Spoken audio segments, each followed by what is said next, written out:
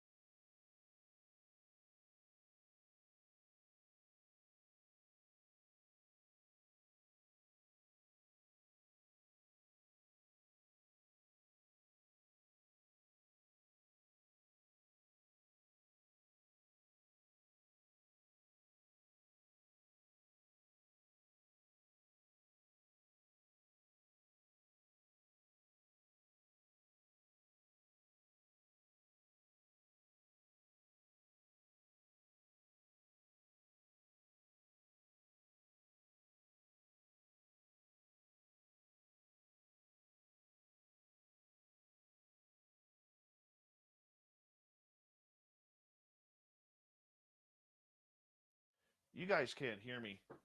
God damn it. Oh, I'm having a night.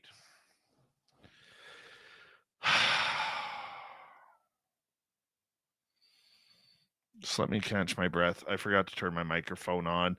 We don't have a guest for tonight. He bailed about 2 minutes beforehand. And yeah. Wow. We're in for a power show tonight.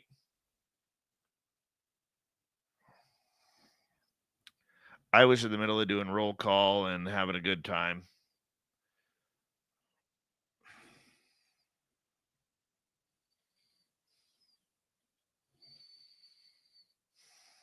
Just let me gather my thoughts here for a sec, guys.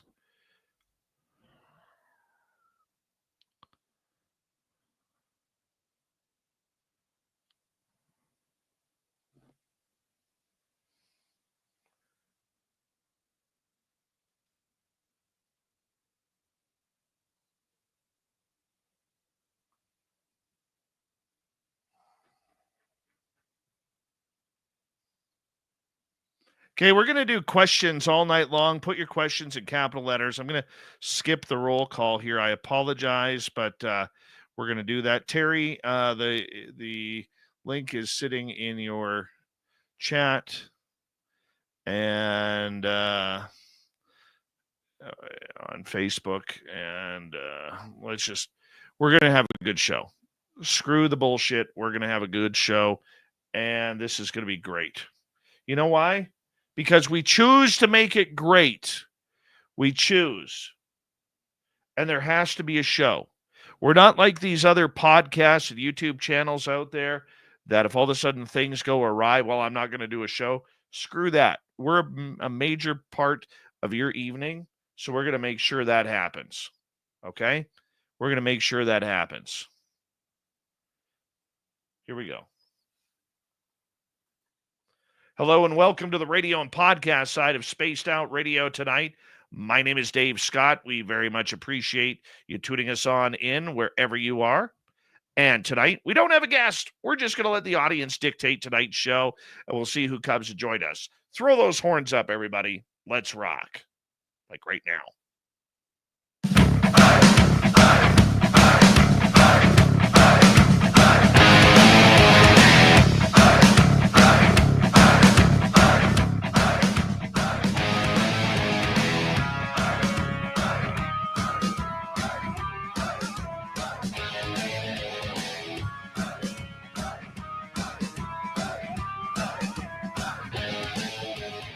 From the mountains of central British Columbia to you listening around the world, this, my friends, is Spaced Out Radio.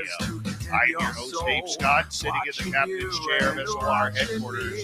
We welcome you to tonight's show on our terrestrial affiliates around North America, digitally on every major podcast network. Our website, spacedoutradio.com. We have a plethora of features for you. Rock out, bump foot, read the news, flyer, check out our site as well. You can follow us on X at Spaced Out Radio, Instagram at Spaced Out Radio Show, and on Patreon in the Space Travelers Club. Tonight's show is brought to you by Chive Charities. Help make the world 10% happier by visiting Chive Charities today. You can find them on our website.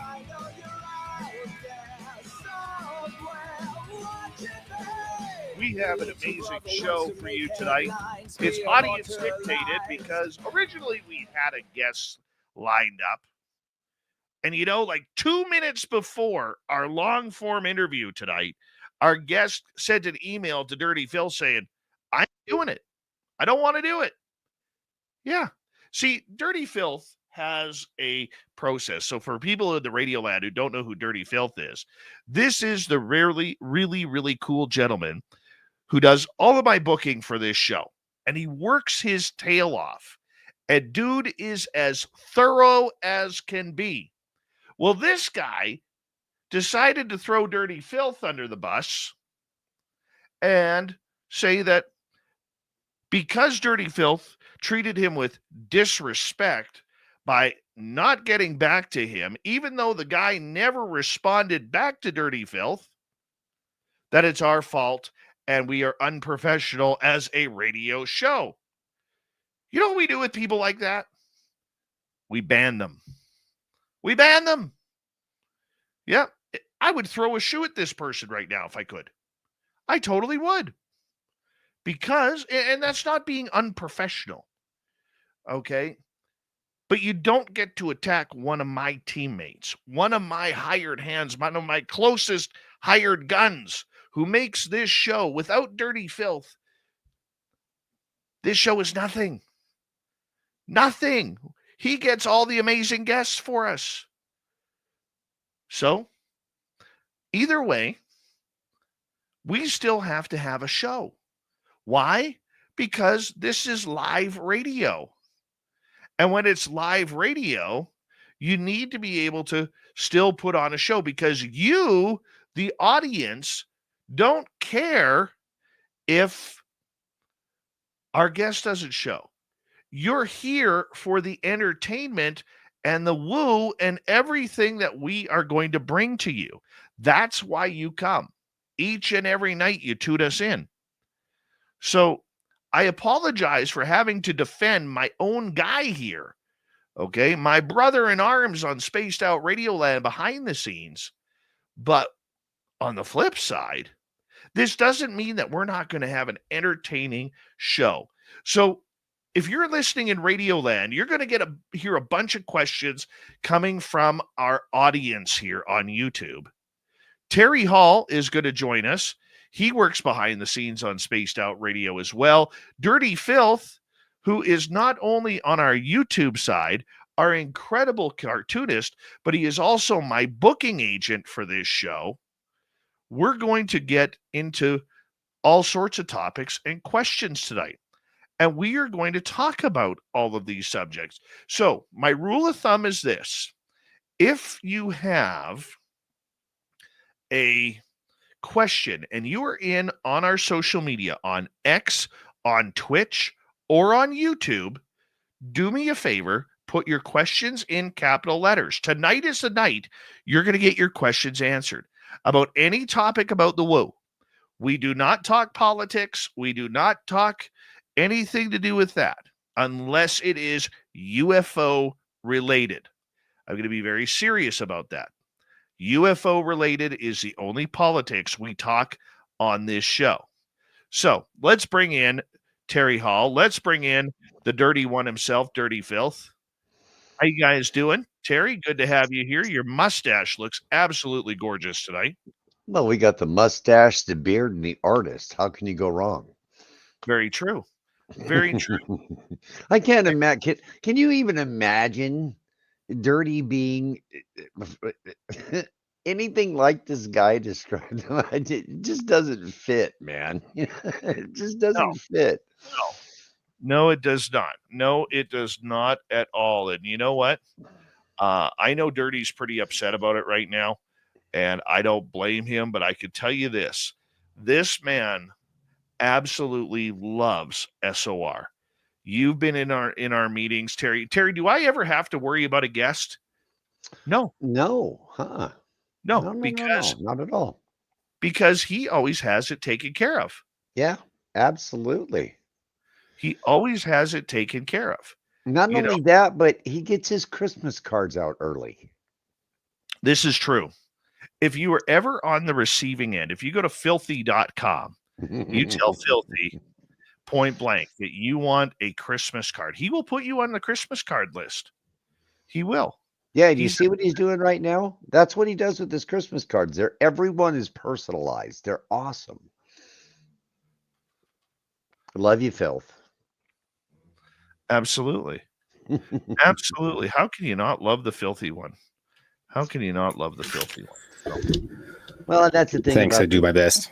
That's the thing about Dave. After you being in the, after you doing this for over a decade now, when it comes to something like this, when we have just a little hiccup, you've built such an incredible team that works behind you. And when we have something like this happen, it's no big deal. It's just, hey, the boss needs a hand. Help me out here, and here we are. Well, you know what? I wouldn't even call it a hiccup, Terry. I would call it that we probably dodged a bullet. I would think so too. Yeah. I mean, look, I think we are very professional. We try to be professional. We're human. We're not going to be right all the time. Like 98% of the time we get it right. Okay. That's in putting together a show. Okay. But on the flip side, we have to be able to have, what helps us out is when you have guests that communicate. And when you're not communicating to my guy and letting him know about confirmation and everything, Filthy there. He's a pro, man. He's been doing this for, I think, 6-7 years now. 6 years, Filth? Yeah, I think about that. There was a time when it was a couple of years ago now. And I'll tell you how easygoing Filth is, guys. We were going to book this particular guest. Someone that Filth had met, had built quite a good relationship with. Even Filth had even given him one of his books. And we were going to try to book this guy on the show. And as it turned out, Filth had the gentleman's business card, home phone number, permission to call. And Phil said, I just don't want to bother him. So that's how unintrusive he is, but how professional he is on the backside of it as well, because he didn't give him the card so Phil could book him onto the show. He gave him the card out of friendship. And so Phil didn't want to impose on that. And that's a professional through and through. Very professional. That's the dirty one right there. If my name's on it, I want it to be at least relatively decent. Right? Well, let's get right into it. I mean, we had a busy weekend. Terry, let's get your opinion right off the bat of the News Nation video report by Ross Coulthart and whether or not the egg is a UFO or not. We might as well, throw the baby out with the bathwater right off the bat here. Might as well. Well, I tell you what, I've watched it a time or two, just like everybody has. The film to me wasn't that. It wasn't ground. It was another Ross Coulthart. Let's build it up and build it up and build it up and build it up, and then show him a great big steel ball kind of thing, like he has before. And looking at the gentleman's service record, I did pull his DDR 214, and it really never. It just shows that he was aerospace maintenance for the majority of his career. Not in recoveries or whatever the other case may be. So once again, here we go. At least as far as my own personal opinion is. Seen it, been there, done that. The proof is in the pudding, and the pudding was bad this time. What do you think, guys? There's obviously something that led Ross down this path. And I'm going to say this very carefully because I do like Ross as a person. Mm-hmm. I think that he has made some incredible contacts in this field. And I'm still unsure of whether or not this is a UFO. I'm leaning towards not.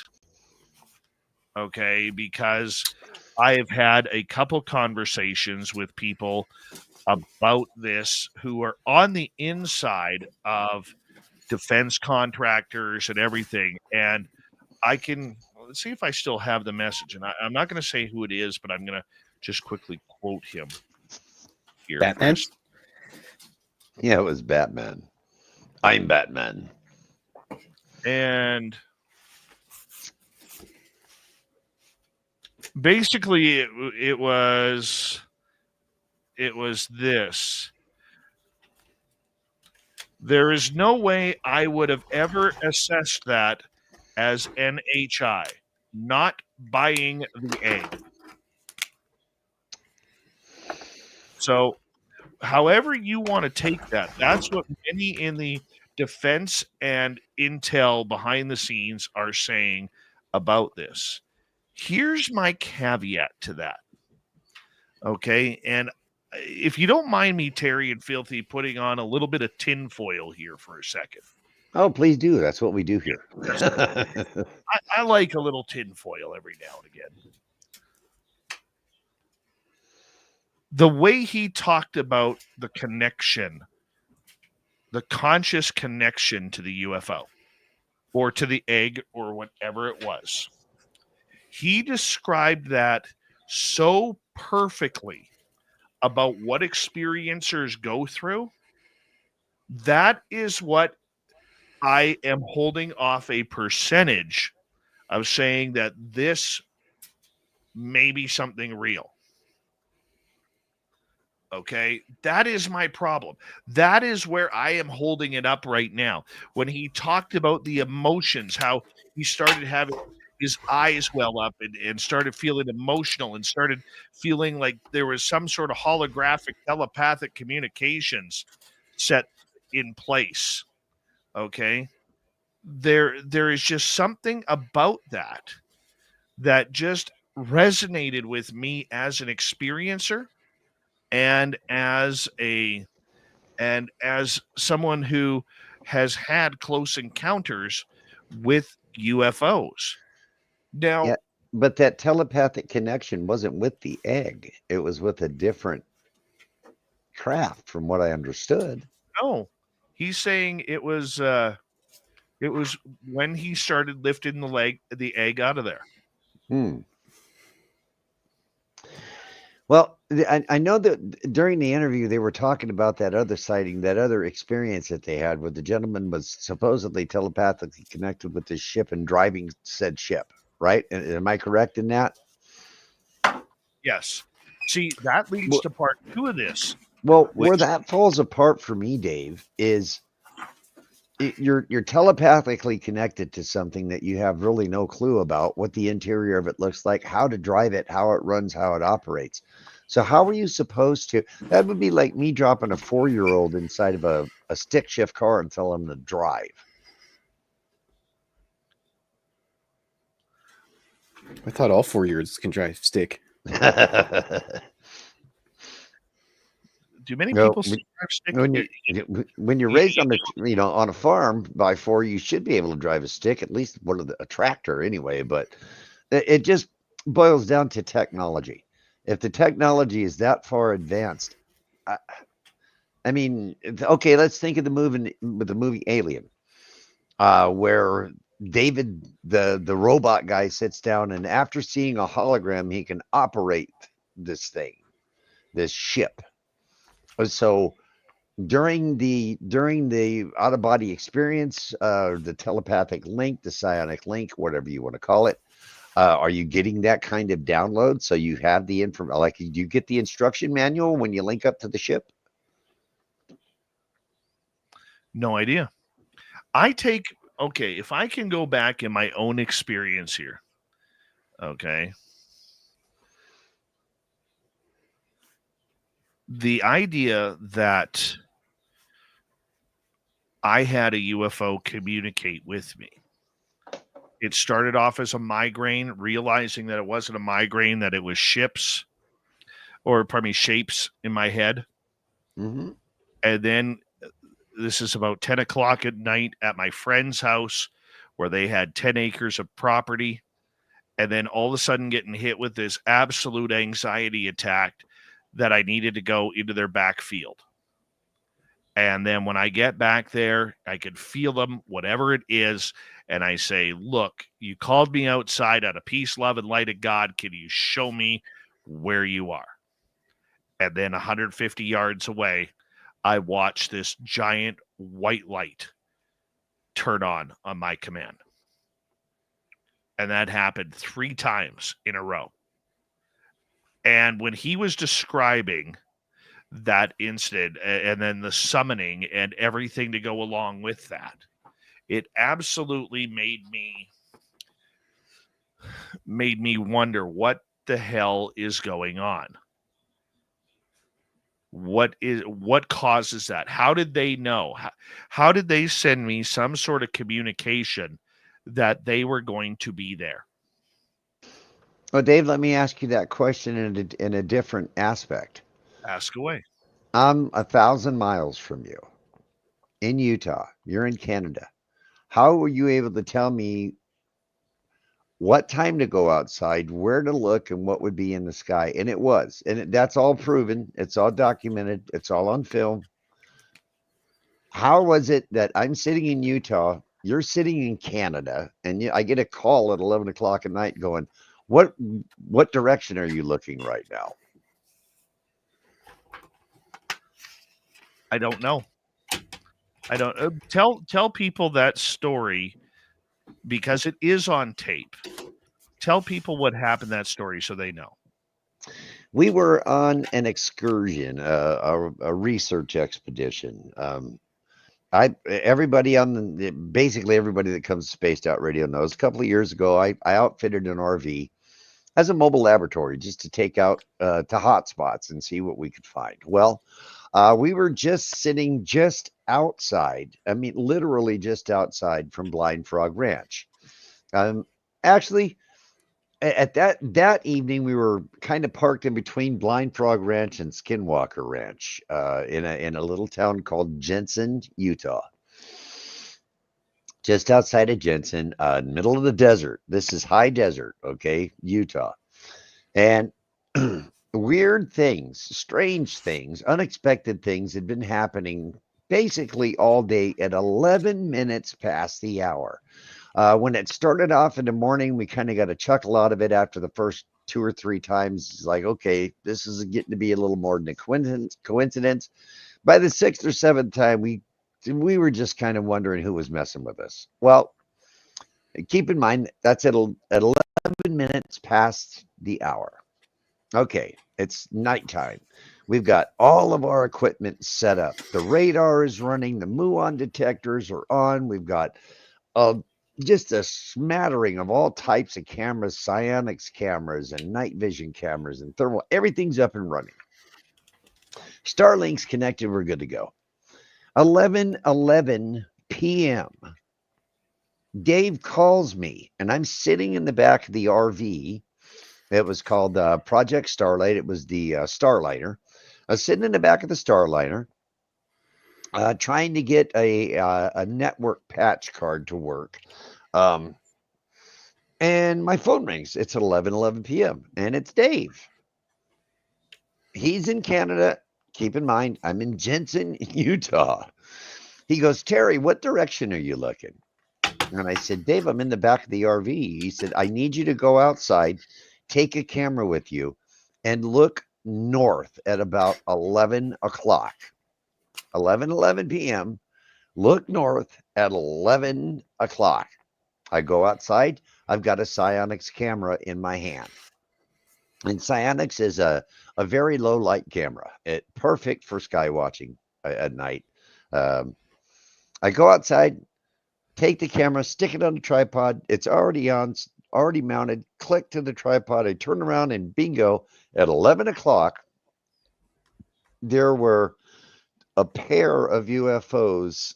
Like, there were 2 vertical, 2 horizontal, kind of in pairs. And I thought originally that it was just pairs of binary stars.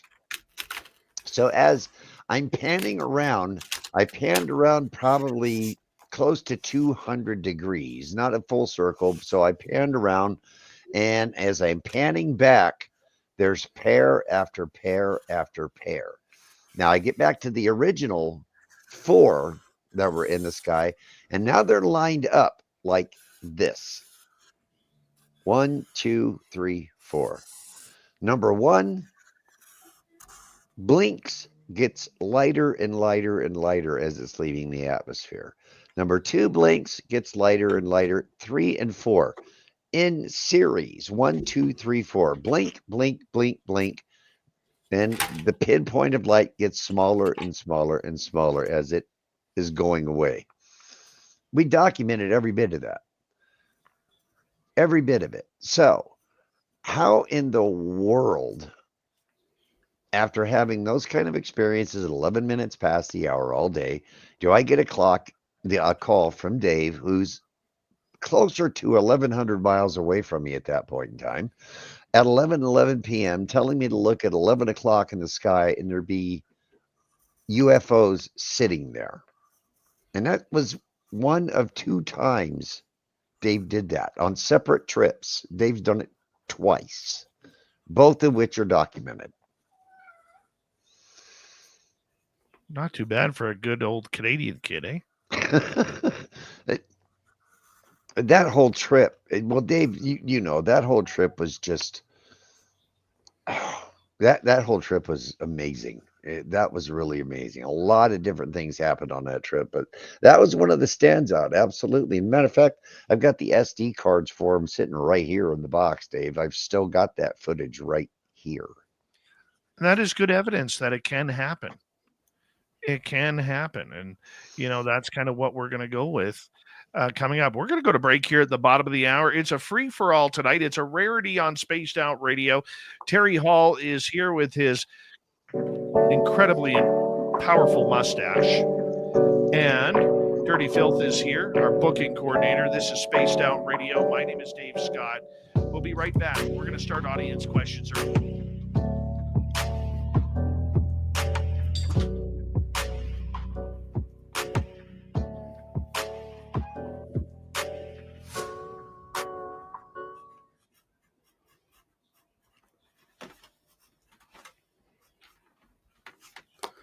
All right, just so for everyone jumping in, this one has been a calamity of errors tonight. If you're just joining us, if I don't say hello to you in the YouTube chat tonight, please don't take offense. I would have to start from the beginning because our guest, about 2 minutes before showtime, let Dirty Filth know that he wasn't coming on the air with us, and then had the nerve to call us unprofessional. And then, in firing everything up, I forgot to turn my microphone on. Well, as you well know, pole position this evening was taken by the one and only Race Fan. Yeah. Race Fan is in the gold medal position. We do know that. Hey, Dave, since I'm technically a guest, do I get go get a tea refresher? Oh, of course you could go take a tea refresher. Please do. Is that professional or not? That's professional. Professional. Okay, I just want to make sure. Just so you all know, because little Timmy James is on the DL tonight. He's on the road, right? Yeah, he's actually getting an MRI tonight on his shoulder. Ooh. Yeah.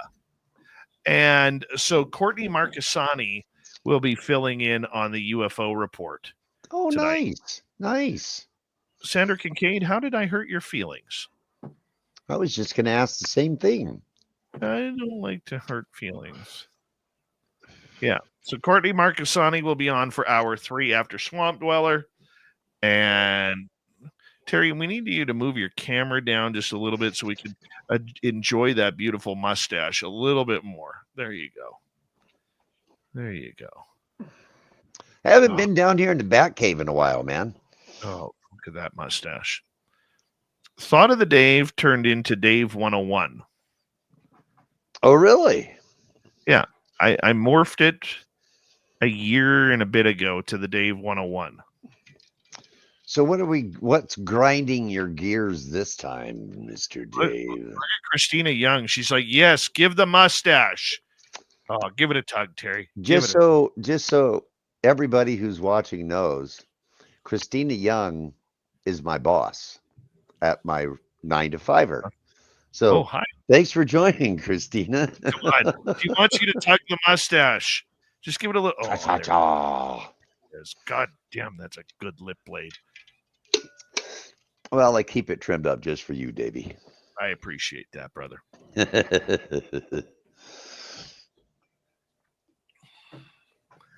I'm not gonna lie, fat day today. Well, I'm going to throw this out for the audience. Do we think that Trump will be the disclosure president?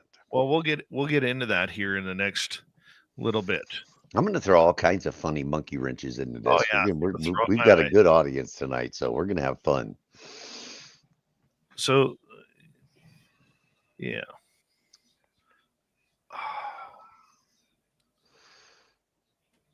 And then, of course, we had the TikTok ban, which is now back up. Temporarily, because Trump got days? a soft spot, he said. 90 days? Musk will probably end up buying it. I don't think he's allowed to. I know Kevin O'Leary is trying to buy it. Mm-hmm. And, yeah, I don't think Musk would be allowed to purchase it either. Yeah, I don't know. That would give him way too much power. Yeah. Now sing us some Motorhead. It's all about the game and how you play it. All about control and if you can take it. How's that? I can't sing Lemmy. Lemmy's just too powerful. It's all about the game and how you play it. You have to be smoking at least 4 packs of cigarettes a day to get that voice of Lemmy's. Oh, don't forget the methamphetamine too. Yes. Oh, and the booze and the debauchery. Yeah. Lemmy Kilmeister was my hero, man.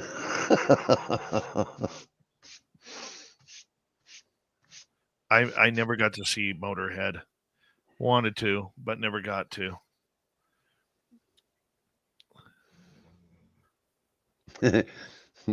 Thanks, D. Thanks, D. Now I look like Lemmy. Oh, man. Oh no. Next, they're going to be telling me in 5 years I look like Keith Richards. You know, I started off people telling me I looked like Sam Elliott and sounded like him. Now I've been downgraded to Lemmy Kilmeister. Hello, Terry. Thank you, Deboruni, Kitty, _ Maddie, and Walter for the super chats. Greatly appreciate the love. Here we go, everybody.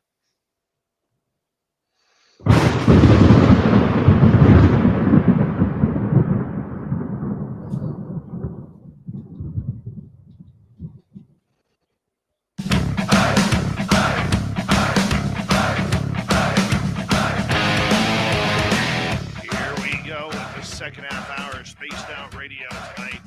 My name is Dave Scott. We very much appreciate you tuning us on in wherever you are on this beautiful planet Earth. Reminder to all of you that if you've missed portions of this show or others, you can always check out our free archives on YouTube or any major podcast network. Our website, spacedoutradio.com. We have a plethora of features for you. Rock out to Bumblefoot, read the news wire, check out our swag as well. Follow us on X at Spaced Out Radio, Instagram at Spaced Out Radio Show, and on Patreon in the Space Travelers Club. We have Terry Hall, we have Dirty Filth. We're kind of doing what we do around here. We're talking the woo and we're turning it up large as we were talking about the big UFO egg. Is it an egg? All I'm saying is don't be surprised if in the next little bit here, there is a new egg UFO t-shirt on our Spaced Out Radio store on our website. You know, just like the ULP, now it's going to be UEP, Unidentified Egg Phenomena. So we got UAP, we got UEP, and ULP. I wonder if it smells like egg salad if you get too close. I make a pretty wicked deviled egg. I was just thinking about it. It had a little paprika on it there. So you have to put the paprika. Bad Cop No Donut brought up a really good point. He said that Ross didn't have to lie about the gentleman being a combat controller, and he is not happy about it. Well, Bad Cop No Donut, there's also another end to that where Stephen Greer made a comment that this particular gentleman had been in contact with him for quite a while, and that he was the leader of said unit. And as a direct quote, so you're going to get a lot of that kind of stuff when it comes to stories like this. I just want to clarify something here for a second. Ross Coulthart did not lie. He did not lie. And Terry, I know you and I are going to have a little tete-a-tete on that. As a journalist, you are supposed to do your due diligence, number one. Number two, you tell the story that is in front of you. I think that's what Ross did. I will defend Ross on that one. Okay. Now, whether or not Ross was given the proper information about this person is a different look altogether. It's easy to say the reporter is lying or fake news or any of the classic terminology to slam the media these days, which I totally understand. And trust me, Bad Cop No Donut on YouTube, I'm not taking this as a shot at you. It's just an overall generalization of everything that I'm saying here. So I don't think Ross lied.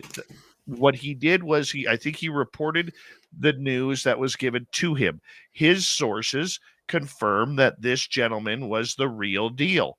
Now, I'm going to just flip this over 180 degrees here for a second, Terry, and Dirty, and our audience, and any dog or cat that's listening right now. Girls.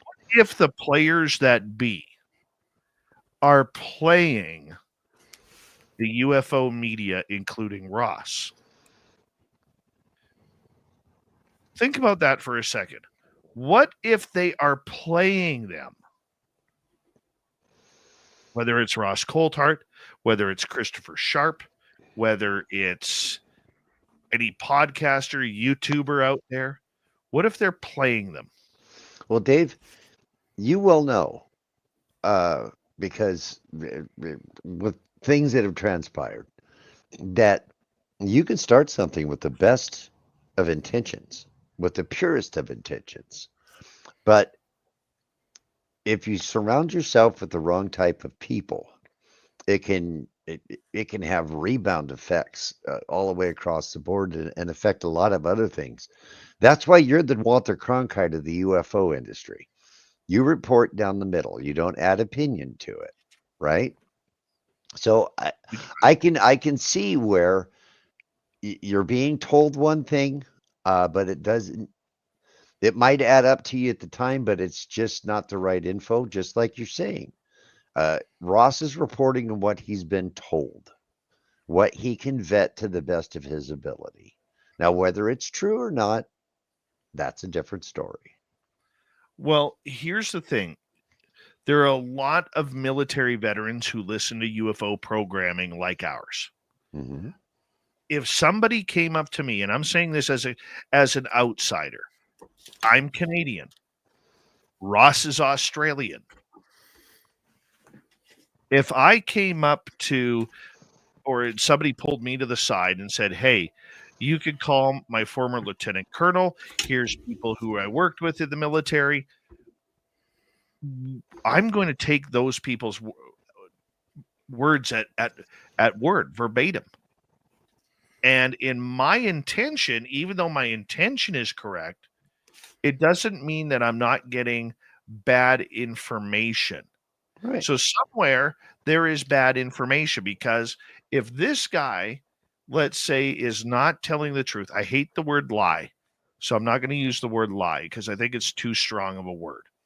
But if this guy is not telling the entire truth about his military career, why are people, including a highly respected lieutenant colonel, why are they standing behind him on this with his reputation, with his qualifications? Well, That is something that, as somebody who's not only non-American, but not from a military background, I think it's easy to point the finger at Ross, calling him a liar or whatever it may be, as many people are on X. But on the flip side, as a journalist who likes to do my due diligence on stories, I would have been caught on this one, guys. I would have been caught. And I'm not trying to give Ross Coulthart an easy way out, but I'm just saying that it would be very, very tough for me to do. And I know the military people that I talk to would probably kick my butt over this as well.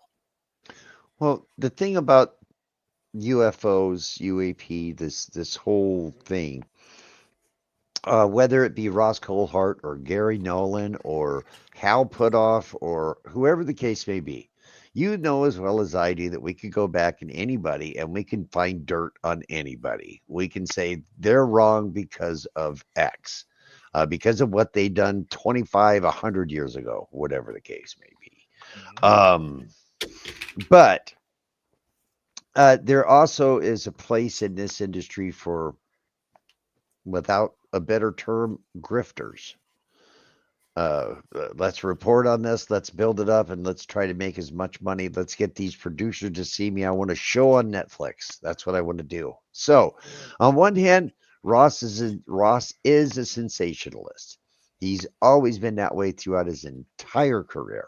But on the other hand, I got to take my hat off to the guy because he's trying to move the football down the field.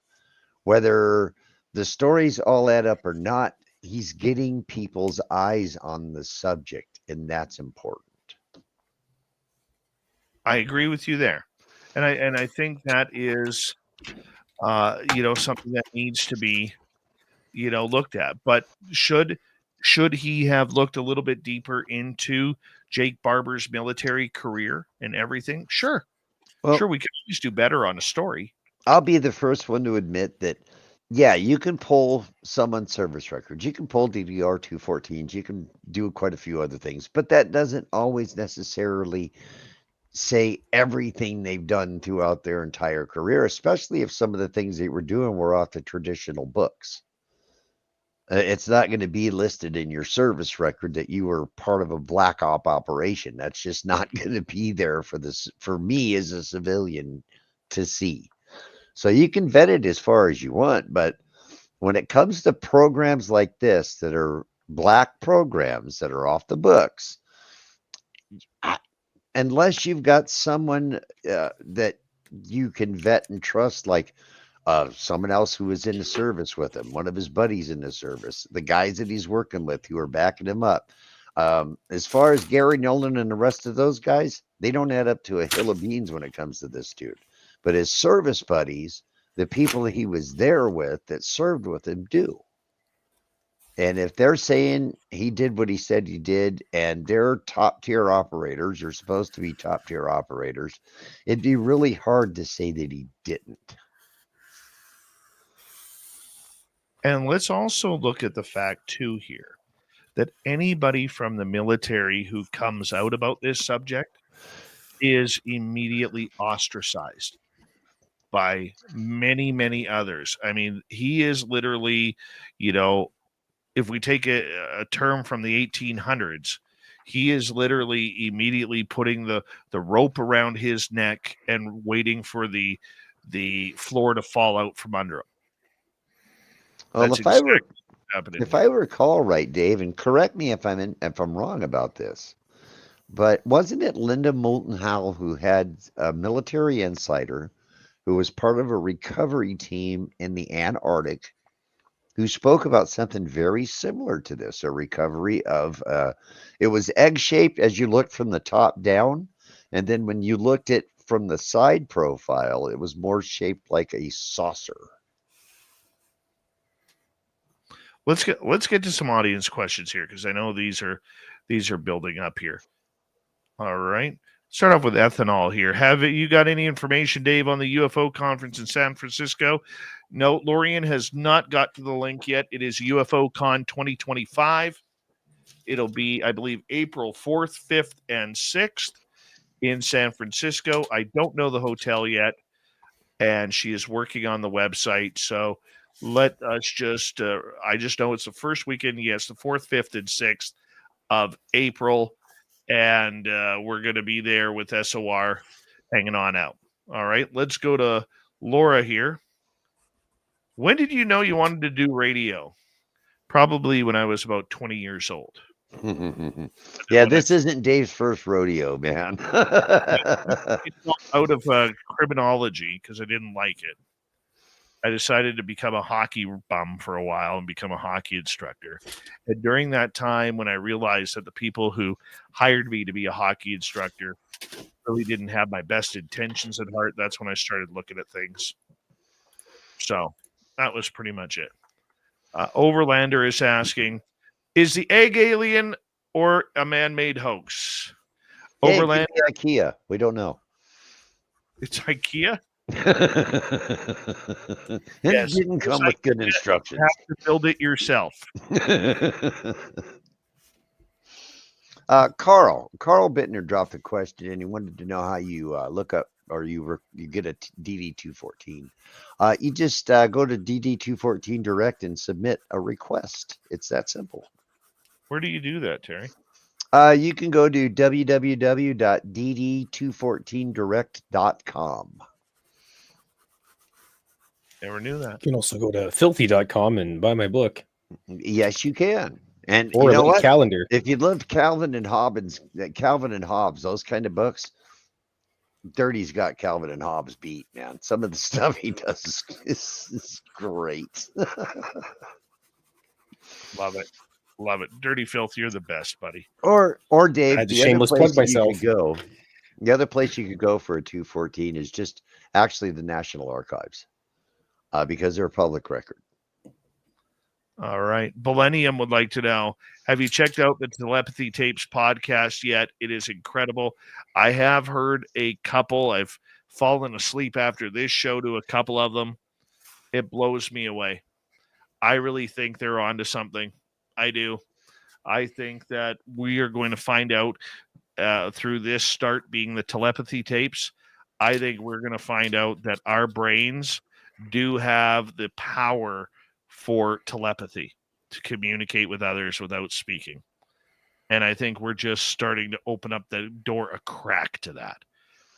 Well, let me give you this scenario, Dave. What if, let's just say, Earth is a prison planet, and they've stuck us here because we're such a warlike tribe, right? But when they stuck us here, they wiped our memory and took away all of our gifts, telepathy, all of that kind of stuff. And that's all the quote unquote junk DNA that we have. And what if, Dave? What if? It's possible. I'm not ruling anything out, man. I am not ruling anything out. They take the humans, they stick them on a planet way out in boony, right? On the edge of the universe, get them away from everybody else. And when we started making those kind of progresses to where we cracked the atom, they were like, uh-oh, maybe we could better go check on these guys. Let's see to make sure that they haven't woke their mind up yet. Maybe they're going to get a dose of freedom when they show up. Hey, as long as the COs are cool when they get here, we're all good to go. Vincent wants to. They'll need a cartoonist. Vincent wants to know, talk about black-eyed kids tonight. There's not many stories right now about black-eyed kids. They've seemed to have disappeared.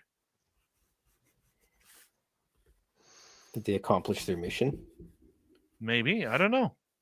But there is a real, over the last couple of years, there's a real decrease in black-eyed kids encounters. Trust me, I'm looking. I love that topic of black-eyed kids. Kind of a decrease in the men in black as well, where more and more people are coming forward. I guess their resources are just getting stretched too thin. Right? I don't know. It just doesn't seem to be happening.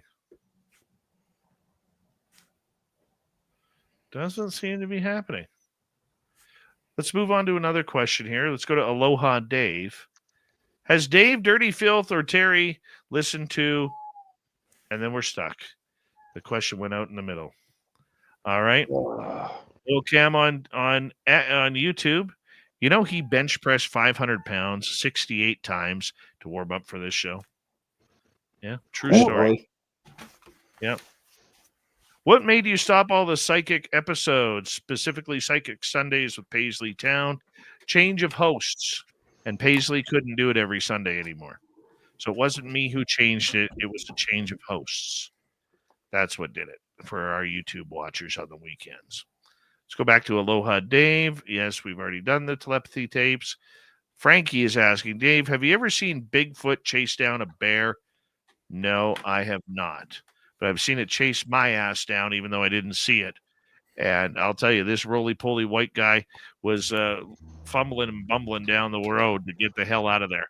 I have told Dave 100 times you would never get me out in the woods, purposely looking for a thing that's like 9 feet tall, 1,100 pounds, and if it gets angry, it could literally snap you in half, and there's nothing you can do about it. Takes a different kind of person to go out in the woods and hunt for a big furry thing like that. No. And that's not me. I'll stay behind with the camera and document the whole thing, but no. Speaking of being snapped in half, I can't remember who told the story, but there was an interesting Sasquatch story where I think it was a guy and his wife were backpacking, and a cougar or something, a large cat, jumped on the lady's back. And since it was clawing her backpack, it wasn't actually clawing her, but I guess a Sasquatch stepped out of the forest, pulled the cat off the lady's backpack, broke its spine, and then there's some sound effects for you, and then just tossed it into the woods. And on top of that, apparently it had like braids in its hair. I think that's the how it went. So not only But was totally- he your savior, he was fashion forward as well. exactly.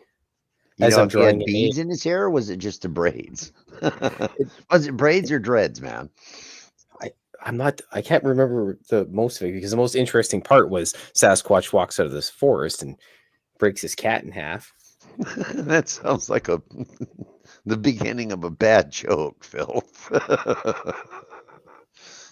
I'll storyboard it if anybody wants to make it. Storyboard it in a cartoon, my friend. Little Cam's asking, what's your favorite Nickelback song, Dave? Rockstar. Definitely Rockstar. Yeah. Or Burn It to the Ground. Those would be my two favorites. Sounds Yes. like a Sasquatchafarian.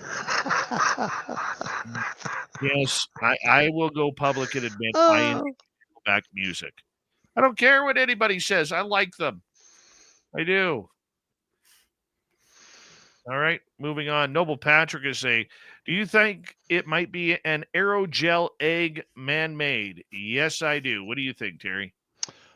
Good possibility. The one that was on camera with the aerogel that I've seen didn't quite have that rainbow kind of shimmery effect that white aerogel does. But that's not saying that wouldn't be something really good to build something like that out of. Lightweight, heat resistant, seems like it would do good in the atmosphere. That's a good thought. I think it's good too. Let's move on. Little Cam is asking, are you ever going to bring back the end of the month roundtables? Yeah, we're all over the board tonight. No, I am not. And let me tell you why. Is because there is a giant difference between radio broadcast and podcast.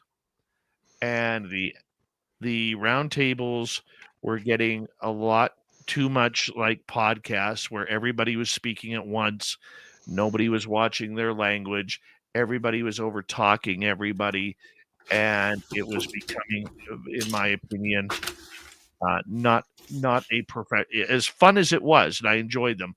It was becoming not a professional broadcast, and unfortunately, as we grow spaced out radio to try and collect more nighttime entertainment shows out there, sometimes you have to change, and that's something that we decided to do.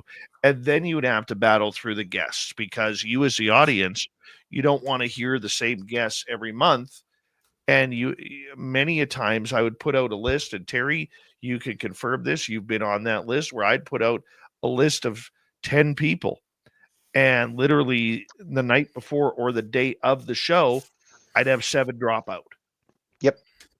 And it doesn't bode well. So no, I'm not interested in doing that. Will we continue to do roundtables?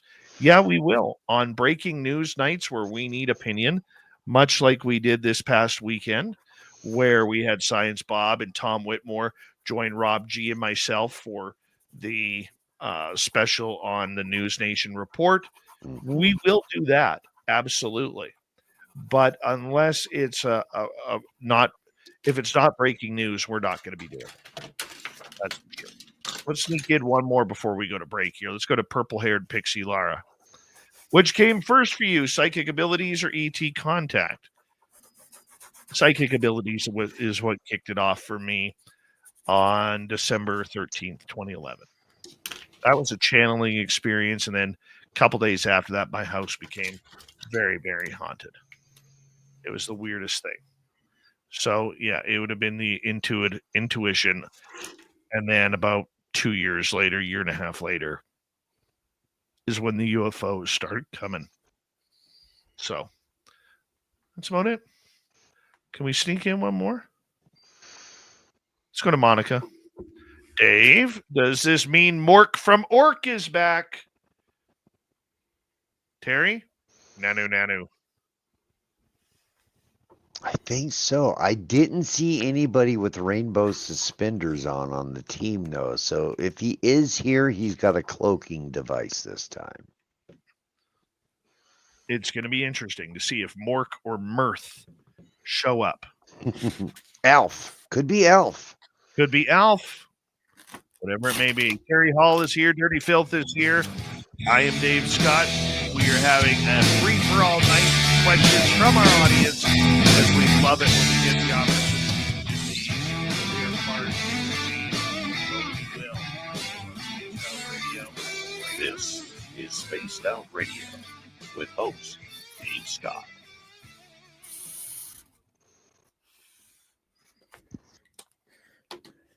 Hey, Dave, it's normally snack time, so I'm just going to administer snacks and I'll be right back. Give some snack. Give Blob an extra one. I will also try to figure out a drawing for this next Polaroid I'm doing here. Why not? Could I make a request? Yes. An alien who has stolen Terry's mustache. Okay, let me get a piece of paper. You know what? Just remind me when I get back. That would be a dead alien, Dave. That would be a dead alien. Okay, we're going to put Dirty Filth in the back. Terry, I'm just going to put you in the back, and I'll be right back, okay? Beauty. Okay, be right back, everybody.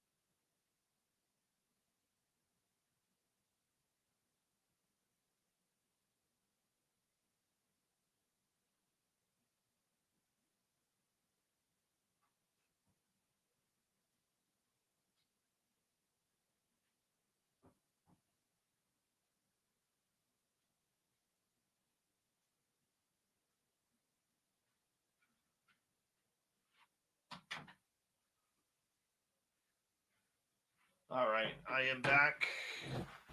I am back. If you guys have questions, put them in capital letters. We will answer them for you.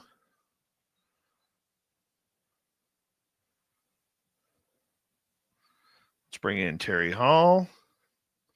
Thank you tonight to our super chatters, Simon ×2, Deborah Rooney, Kitty, Maddie, and Walter. We very much appreciate the love and support.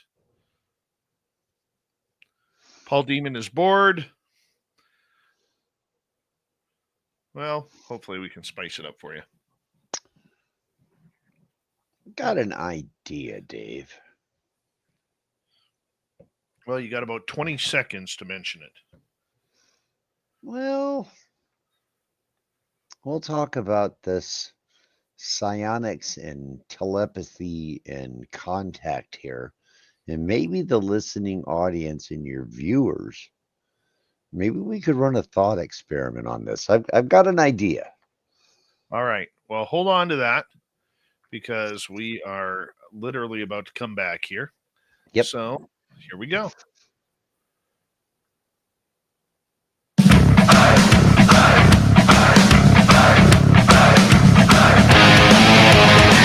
Here we go with the second hour of Spaced Out Radio tonight. My name is Dave Scott. Thank you very much for taking the time to join us.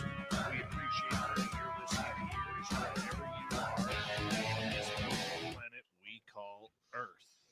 Hello to everyone listening in on our terrestrial affiliates around North America, digitally on every major podcast network. Our website, spacedoutradio.com. We have a plethora of features for you. Rock out to Bumblefoot, read the news wire, check out our swag as well. Follow us on X at Spaced Out Radio, Instagram at Spaced Out Radio Show, and on Patreon in the Space Travelers Club. The Desert Clam has set the password for tonight in the SOR Space Travelers Club. Halix. Halix is your password. Use it wisely, Space Travelers, as the Clam sets the password each and every night right here on Spaced Out Radio. We have Terry Hall. We have Dirty Filth. And we are talking about all things that the audience wants to talk about tonight. We're talking still about the UFO egg, whether or not it should be considered a UFO. Some people believe it is. Some people believe it is not. This is being broken down faster and harder than the Patterson-Gimlin Bigfoot film, as well as the Zapruder film of the JFK assassination. It's incredible what a UFO video can do, Terry. Amen to that, right? Dave? Yes. Okay. This story, once again, falls back into making contact. Sure. A certain protocol that's been established that allows us to make contact, right? So, correct. With what I was doing in my project was trying to get some empirical evidence that gathered up that we could vet, test, and prove. With your listening audience and your viewing audience, maybe we could, as the SOR family, kind of set up a protocol one evening and see if we could call something in and maybe over your house, my house, a certain place that you would pick, that someone could actually document the sky and see what happens when you get 200 or 300 or 500 or 1,000 or 10,000 people all thinking about the same thing at the same time. What's your thoughts on that? We should definitely try it one night. We should definitely try it and kind of see where it goes. I love these consciousness experiments type of thing, and see what could happen if we all put our energy into it. The issue that we would have is we'd have to try and find some place that is, how can we put it? A place where many people could see it. How about the Trent property? The Turnip property? The Trent property. We could do it. Sure. Hang on. I maybe even got a visual for it. Well, we don't know what visuals are here on radio. Can't see anything. Very true. But I think with your silken voice that you can describe that fairly well, don't you think? Well, you have a video of a disc-shaped UFO that is flying over your property.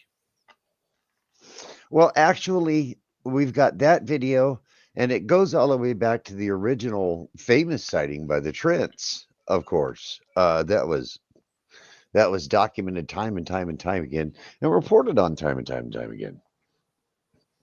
And what a lot of people don't know is I own the Trent property. It's mine. Very true.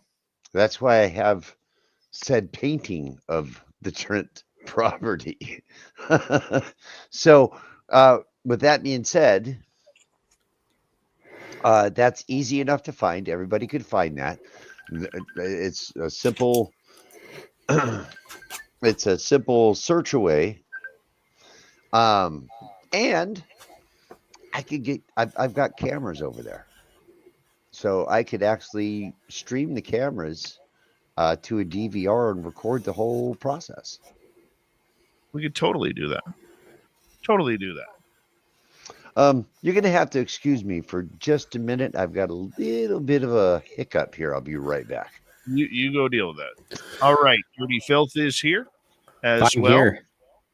Dirty Filth, for our radio audience who can't see you, Dirty Filth actually draws cartoons during our show. He's an incredibly talented artist, and he draws cartoons of the weird and strange, and we're really hoping that he will do a photo of an alien wearing Terry's handlebar mustache.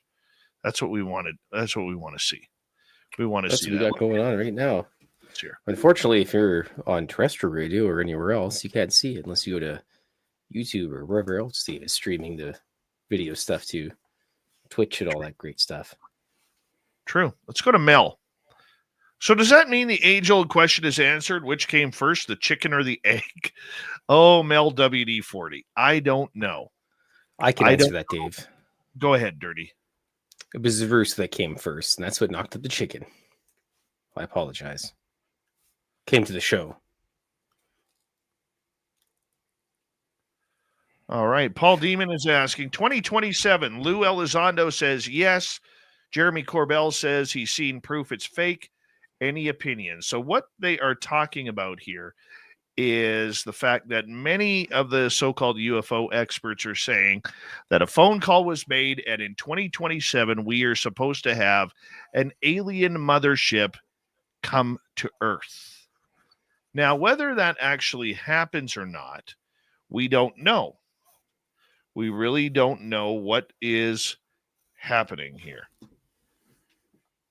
Now, Jeremy Corbell, researcher of UFOs and very tapped into people within the Pentagon and within Congress, is saying that he has actually seen a memo saying that this is a false flag event in order to hype people up about the alien /UFO /UAP phenomenon.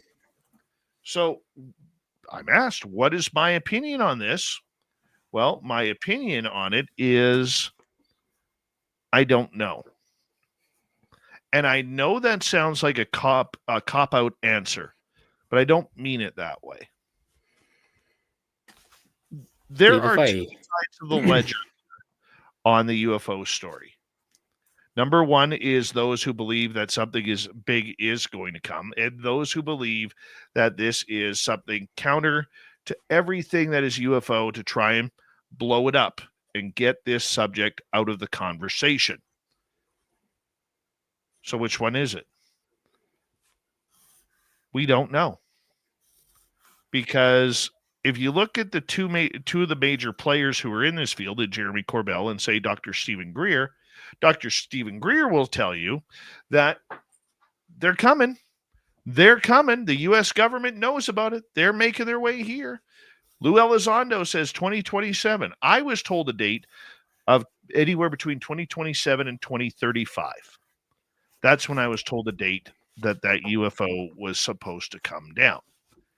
But Could it all be a ruse? It could very well be. What is that ruse? We don't know. So I know it sounds like a cop-out answer, but I really don't know how to feel about that. I really don't. So follow-up question from, hey, you guys got aliens. How the heck did Jeremy Corbell get tied in with Congress and Pentagon, folks? It's insane. Love the guy or hate the guy. The one thing that I can say about Jeremy Corbell is he is a dogged researcher. And the guy does not know how to take no for an answer. And if you blow him off and don't make time for him, he will make sure that he comes to you and finds you and gets that answer that he wants. And he will, lack of a better term, force you to chat with him.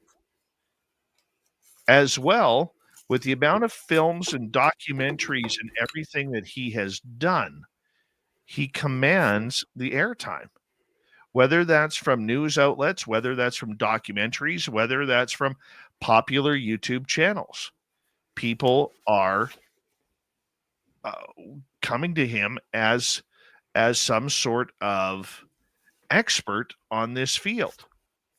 Now, because of his doggedness and working his sources within Washington, D.C., he has been able to get many people on top of this, including many of the representatives that we see on television today, whether it's Nancy Mace, whether it's Anna Paulina Luna, whether it's Tim Burchett, or others. And when he is feeding them information, that is going to build trust. Whether you like Jeremy or not is irrelevant. The fact is, he's working what he has in order to try and make something happen. And, you know, I can respect that. I could totally respect that. Boo. What do you think, Terry? Jeremy Corbell. Oh. Mixed bag of tricks. I actually had the pleasure of meeting Jeremy once. And in person, the guy's awesome. He really is. He's awesome. But, you know, as we all know, his track record's not really fantastic. But once again, like Ross, he might not get the right information out. It might be something that's easily explainable. Sometimes it's not. Sometimes it is. But hat's got to go off to the guy because he's trying to get this brought forward. That's the whole point of all of this. I mean, you hear, okay, we're living. I just heard the other day, we're once again that we are living in a simulation, and the stars are just part of a computer program. And that would be a really sad, lonely universe if you think about it. So the whole point of all of this is we've known for decades that there's something in our sky and something in the waters that we can't explain. We don't know what it is. And as we have progressed, our curiosity has grown, and now we want to know what these things are. Well, now the history's starting to speak to us.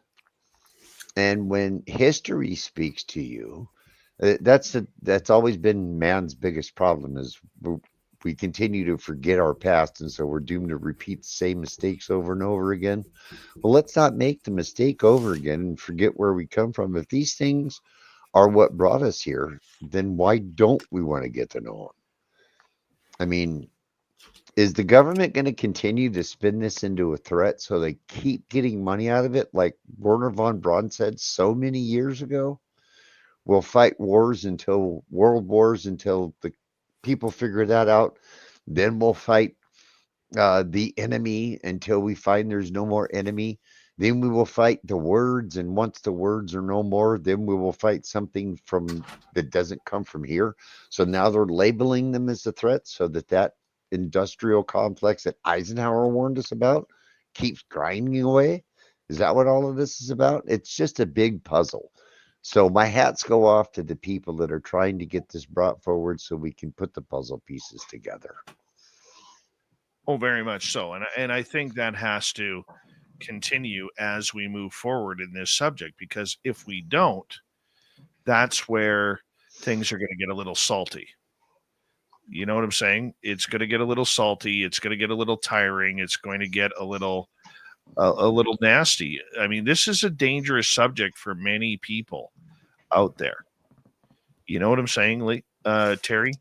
Yeah. This is a very dangerous, salty topic where people can get hurt. They could be affected by everything. Okay. They could be put on a ruse, or they could actually be telling the truth on something. And So I tell you what, Dave, you don't have to be one of these people that's in the spotlight all the time to feel the ill effects of people who don't want this brought forward. You and I were just talking about it the other day when in an email that I received and you received both. It was almost 3 years ago now.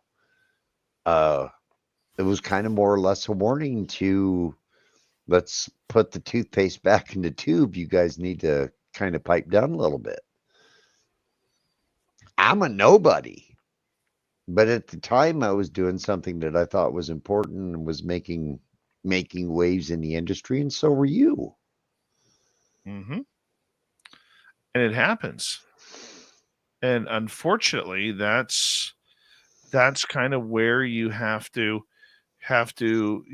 formulate a game plan on what's right, what's not. Where do you draw the line with everything? Right? You know what, Filth? Rembrandt's got nothing on you, buddy. Now my life is complete. I'm a work of dirty Filth's art. He is drawing Kind of a big Egon Schiele. He is drawing the mustached alien. That is awesome. He is. He's so good. For our radio audience, Dirty Filth is drawing a cartoon of Terry right now, with an alien dressed up like Terry with his glasses and handle. Still my mustache, though. Oh, it's beautiful. And you know what, Phil? Geekers. Just like when the bullet got moved, you don't see any redness, no edema, no bruising, no marks. It's just done. All right, let's move on here as we continue on with audience questions tonight. And let's go to Paul again. Do you think they would transport an aerogel balloon without deflating it? Terry? Well, I don't know if that was a balloon. The egg-shaped thing, the video that they released, that the way that it moved when it hit the ground, they did not resemble a balloon to me. That had some mass to it. But without knowing more about aerogel and how they're applying it that way, I really couldn't answer that, honestly. I have no idea if they would transport an aerogel balloon without deflating it. It would seem to me like they would need to deflate it first. So if they were going to be towing it or transporting it, seemed to be if it would be inflated, wouldn't it? I guess, wouldn't it float? I don't know. Depends on what they're inflating it with, I guess, right? I don't know what they'd be inflating it with that would cause a helicopter. I mean, there has to be some sort of mass to it, because if it is a balloon, here's the thing we need to realize. If this is a balloon, it's going to be a lot heavier or a lot lighter and can be drained right on the spot. That's something that we have to take into consideration as well. Yeah, because when we were, I had a friend who had a hot air balloon, and I tell you what, guys, that hot air balloon, the guy had a 1-ton Chevy truck that he actually had to do suspension upgrades on just so he could haul the basket and the balloon around. Those things are monstrous and heavy. Very true. Like that Chinese balloon from what was it, about a year ago now? They showed it to us on TV. Really didn't look that big, but do you realize how big the missile was that shot the balloon down, and how big the missile looked compared to how large that balloon was? It takes a lot of mass and silk and helium and hot air to pick up a person and a payload. From what I've been told, with the electrogravitics, that thing was electrogravitically driven. The payload on those things are just there's no limit, from what I understand, from what I've been told, anyway.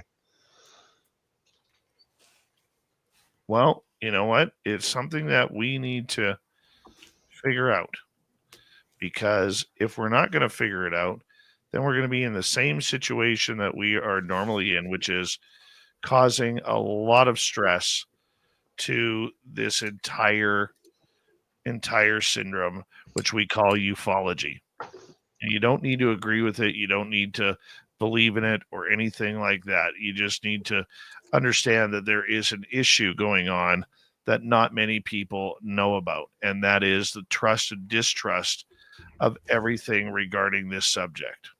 Well, the problem with the film, once again, Dave, is it's a single aspect, so you only get one view. Once again, it's a UFO video, so it wasn't exactly in focus.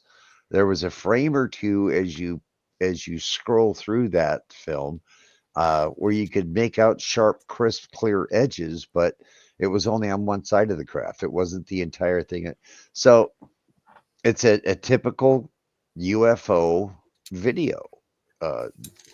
It's not like you had a guy on the ground taking a video of it at the same time the guy in the helicopter was taking. So we get an idea of what the entire craft looks like. We only have one aspect of that craft, and then of course the description of it.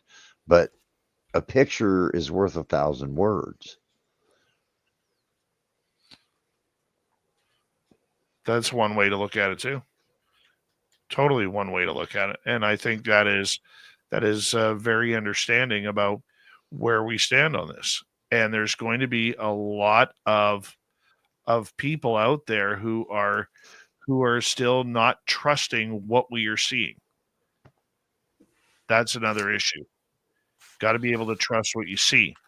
And unfortunately, too many people have kind of come out already, claiming that there is something going on that is not very upfront or bold. Mm-hmm. I've seen some really good organizations, people with the best interests, military guys. A group of military guys that all came forward at the same time. All had stunning, just gold star reviews all the way across their entire military career. And within a year, everything fell apart from outside influences. It happens in this industry more and more and more. It's getting to be an epidemic in this industry now, because where dollars come in, people make promises, and the next thing you know, the promises are all ash, and the best laid plans of mice and men have all just been completely dismantled because of outside influences. Let's hope that these people, because now they're getting the exposure that can either make or break a team. Let's hope that it makes the team and doesn't break the team.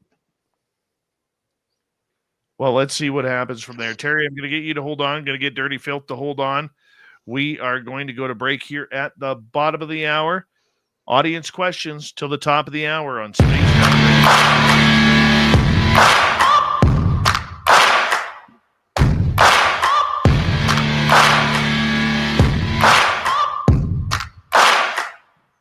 You're listening to Spaced Out Radio with your host, Dave Scott. That's a good comment. Welcome to the show. Put comment, guys, if you could, with comments about what we're talking about or questions for Dave, make sure you capitalize them. Capitalize everything. Make them stand out so we can see them. It How does come they work. haven't invented a button that you can just push? Like, what's YouTube doing? They can just all they should do is just invoice them like a like $40 button that would for that. be labeled like what, caps lock? Well, just a button that's like, hey, question, click, you click it and push it. But I guess people would abuse the privilege in no Oh, that's time. oh, I see what you mean. Like, hey, I've got a question. This is a question like thing on YouTube kind of thing, right? Yeah, I mean, you can put a super chat in, but you can't just push a button for like a question to the host or something. I But get it. they're probably listening. They've taken my idea and they've sent it overseas to get refurbished into something else. And Filth, as far as ideas in this industry go, that but Guggenheimer. even if you've got them documented, yes, this is one of my girls. This is Phoebe. This is actually my boss Christina's favorite looking dog. Hot fevers. Yeah. Her mama and my daughter are they left this afternoon and they are out of town. So she's got a little separation anxiety going on right now. Oh, poor thing. I love mama's dogs, not but home tonight. that's Well, just Phil, kills I've me when got I leave 6 dogs cats because too.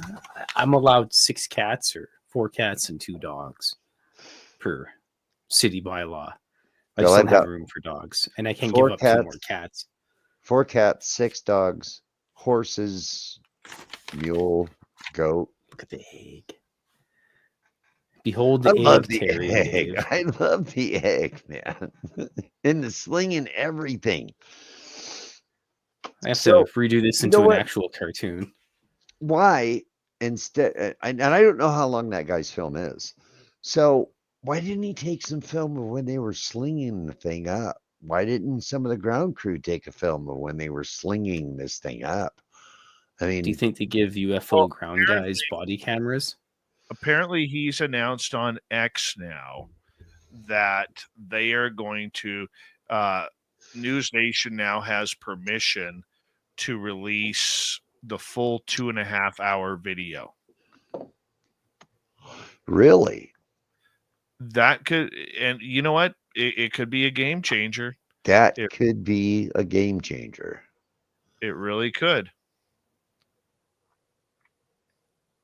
Boy, I wonder how they're going to get that cleared. No idea. No idea. That would have to go through a really super duty heavy wash with lots of redactions in it.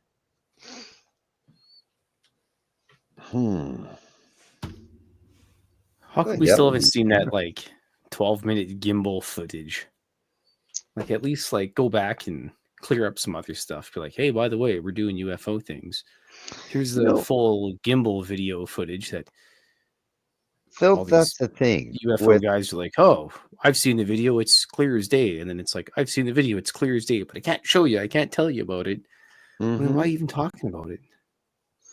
And then I love the UFO subject, but I've some of actually these guys like just what's the worst that can happen? You're gonna die. The government's gonna kill you and prove you right. I mean, I wish I knew. Somebody load me up on secrets. I'll get them out there like tomorrow. I mean, well, after work, 6:30. Well, the thing is, when you go in through high level clearances like that, you take several polygraph tests a year. And if you lie about anything, it doesn't have to be about what you're working on. I mean, if you just lie in general, you can lose your clearance over it. So you got to be kind of upstanding and straightforward as a general rule in life to get those kind of clearances anyway. Well, And some guy who does a really good job at being a good person needs to just become the bad guy. And like, remember back in the day, they had all those guys that came out with like the government's spying on you, and people are like, my government would never spy on me. yeah, Why not have some of those guys about UFOs? And well, the thing is, I mean, Phil, isn't that spaceship guy that when you have children and you have people that you love and you care about, and those get threatened as well, that would keep my mouth closed. Just quickly show you guys something before we go back on air here. the unidentified egg phenomena t-shirt will be on sale in the Spaced Out Radio chat room here very, very soon. All right. And big thank you tonight to Pam Harris, Simon with a hat trick, Walter, Maddie, Kitty, and Deborah Rooney. Very much appreciate the love, everybody. We're going to get going in about 6 seconds.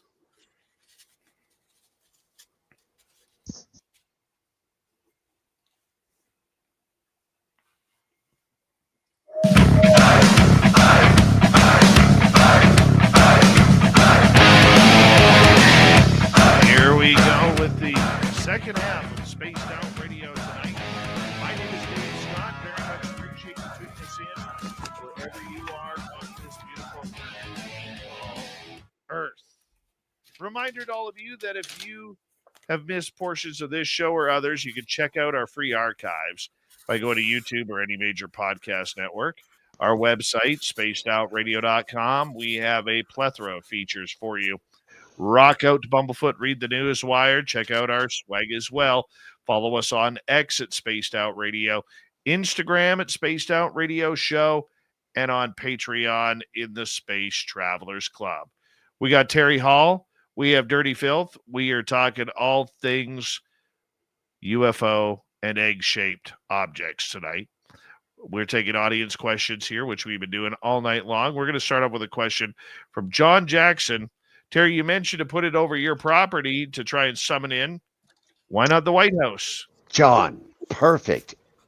Perfect. You can visualize. If you can close your eyes and visualize the place, the clearer the image you get, the better it works.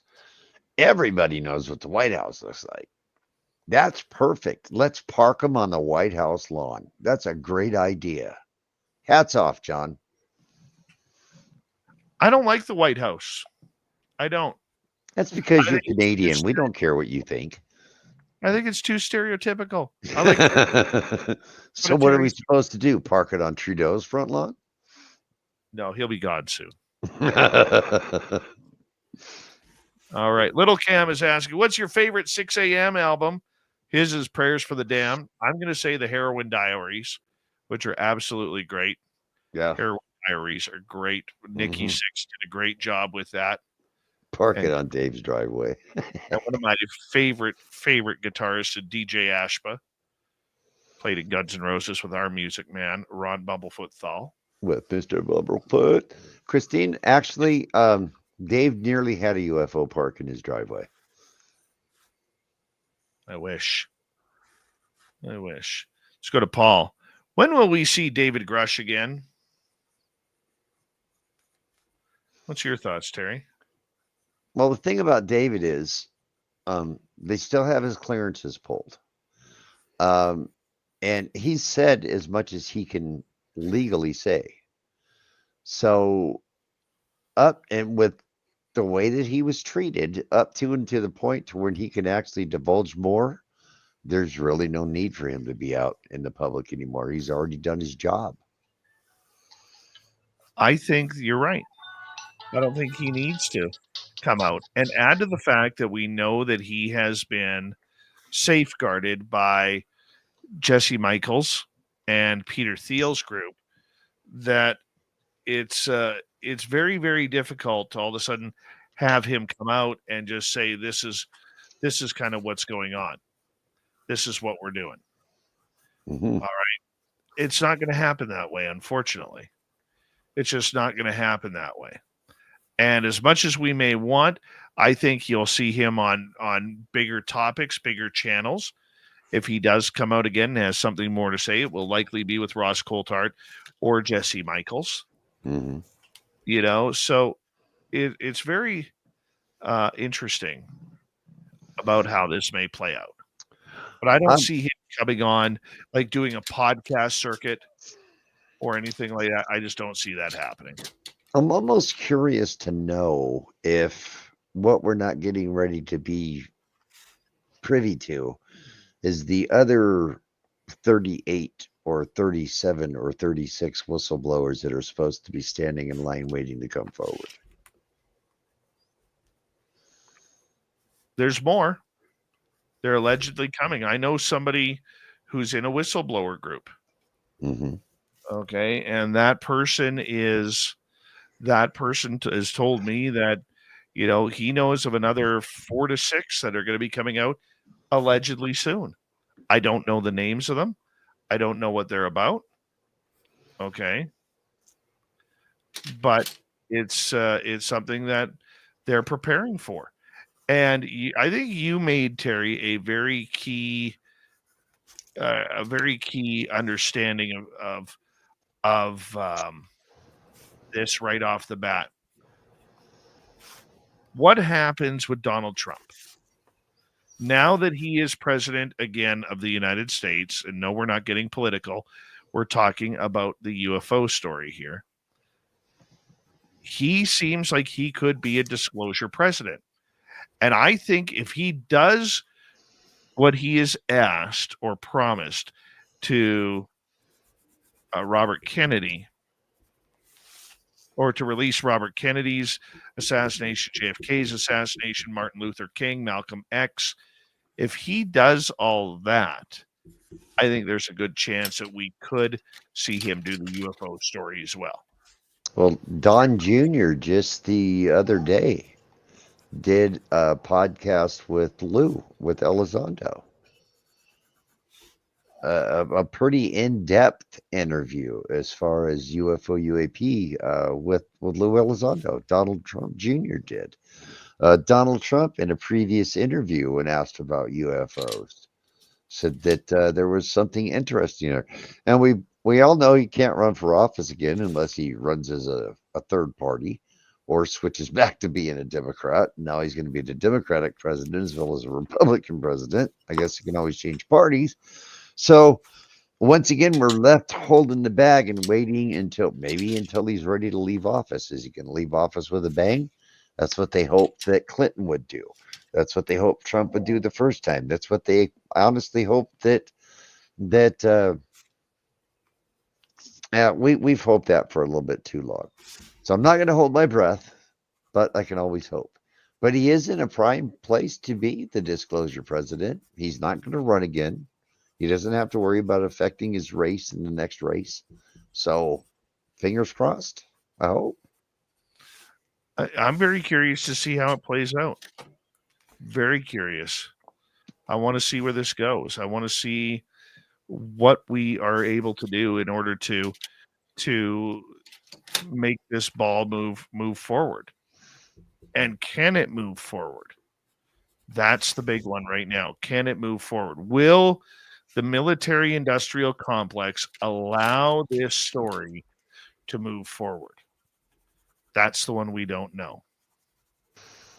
I think they will, as long as it moves forward in the progression where it puts money in their pocket. I think that's a good point. I think it's a very good point. And you know what? It's something that we will have to see how it plays out. Dogface asked a question. He asked, what is my favorite part about working with Dave? My favorite part about working with Dave is the SOR family that we have. Dave calls it his 3 a.m. Words that I can't say on air. But any one of these guys on the team behind the scenes, if just so you guys know, I can call any one of these guys and tell them I'm stranded on the side of the road. The only thing I'm going to hear is, are you comfortable? Do you have money to eat? And we're on the way. So my favorite part about SOR is the SOR family, the SOR audience, SOR period. I'm a slave driver. Admit it. I work hard. I work your fingers to the bone, Terry. Actually, guys, I have learned so much. Not only about this field, but about radio and a lot of other things. Dave is a wealth of knowledge, and he's not afraid to share it. And I tell you what, he has given so many people opportunity after opportunity here that you guys well know, Jessica and a lot of other people. They come here at SOR and they tell Dave, you know what, when it's time for me to spread my wings, thank you very much. And Dave he's great with it. As long as we're moving the football down the field, Dave's great with it. Well, that's what we need to do. You know, that's what we need to do. Is just make it happen. You know, I don't know which one of you has music going on in the background. Sorry, Dave. That was Timers old and such. Dirty. That was his timer. Yeah, it's 1:15 to midnight.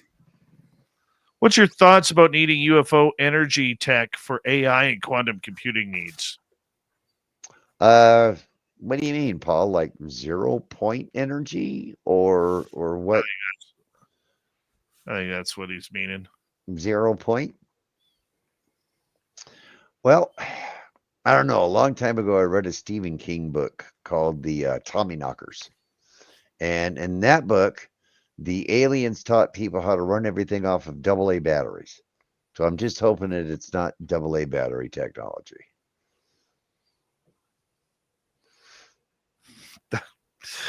I was thinking 9-volt personally, but that's just me. But You keep your needing tongue on 0-point it, Dave. energy for AI and quantum computing. Boy, that's a deep one, Paul. I think that they are looking forward to seeing what happens with the technology.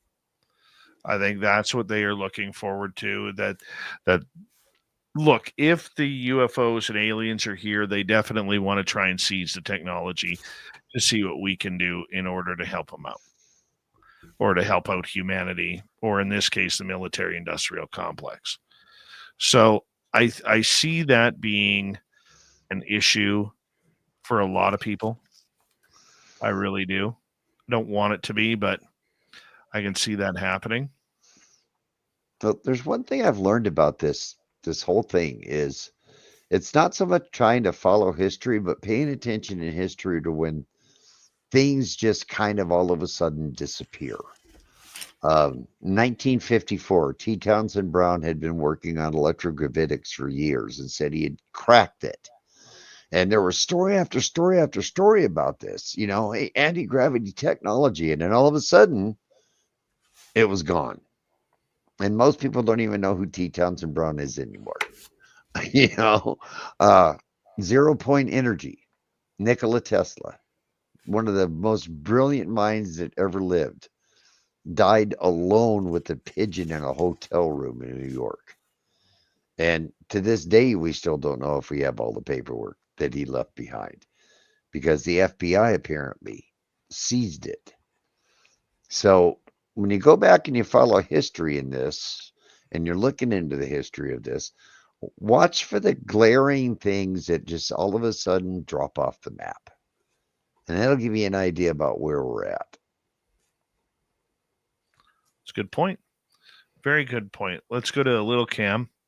As of now, who are you rooting for in the Super Bowl? Bills, Chiefs, Commanders, or Eagles? Oh, that's a good question. The Detroit Lions, because that's where I'm from. You're a week late here, buddy. I know. This know, tattoo's going to pay off one day. I promise you, Dave, it will. I would say this. I don't have a team in the NFL. I just like good players. But Jaden Daniels from the Washington Commanders, their rookie quarterback, what he did last weekend, it was unbelievable. And that kid looked like he has been playing in the NFL for 6-7 years. Patrick Mahomes is incredible. So is Jalen Hurts in Philadelphia. I will be, and Josh Allen, I mean, he should be MVP this year. Him or Saquon Barkley. I took the upsets on both of them. But so this week I took the Washington Commanders to beat the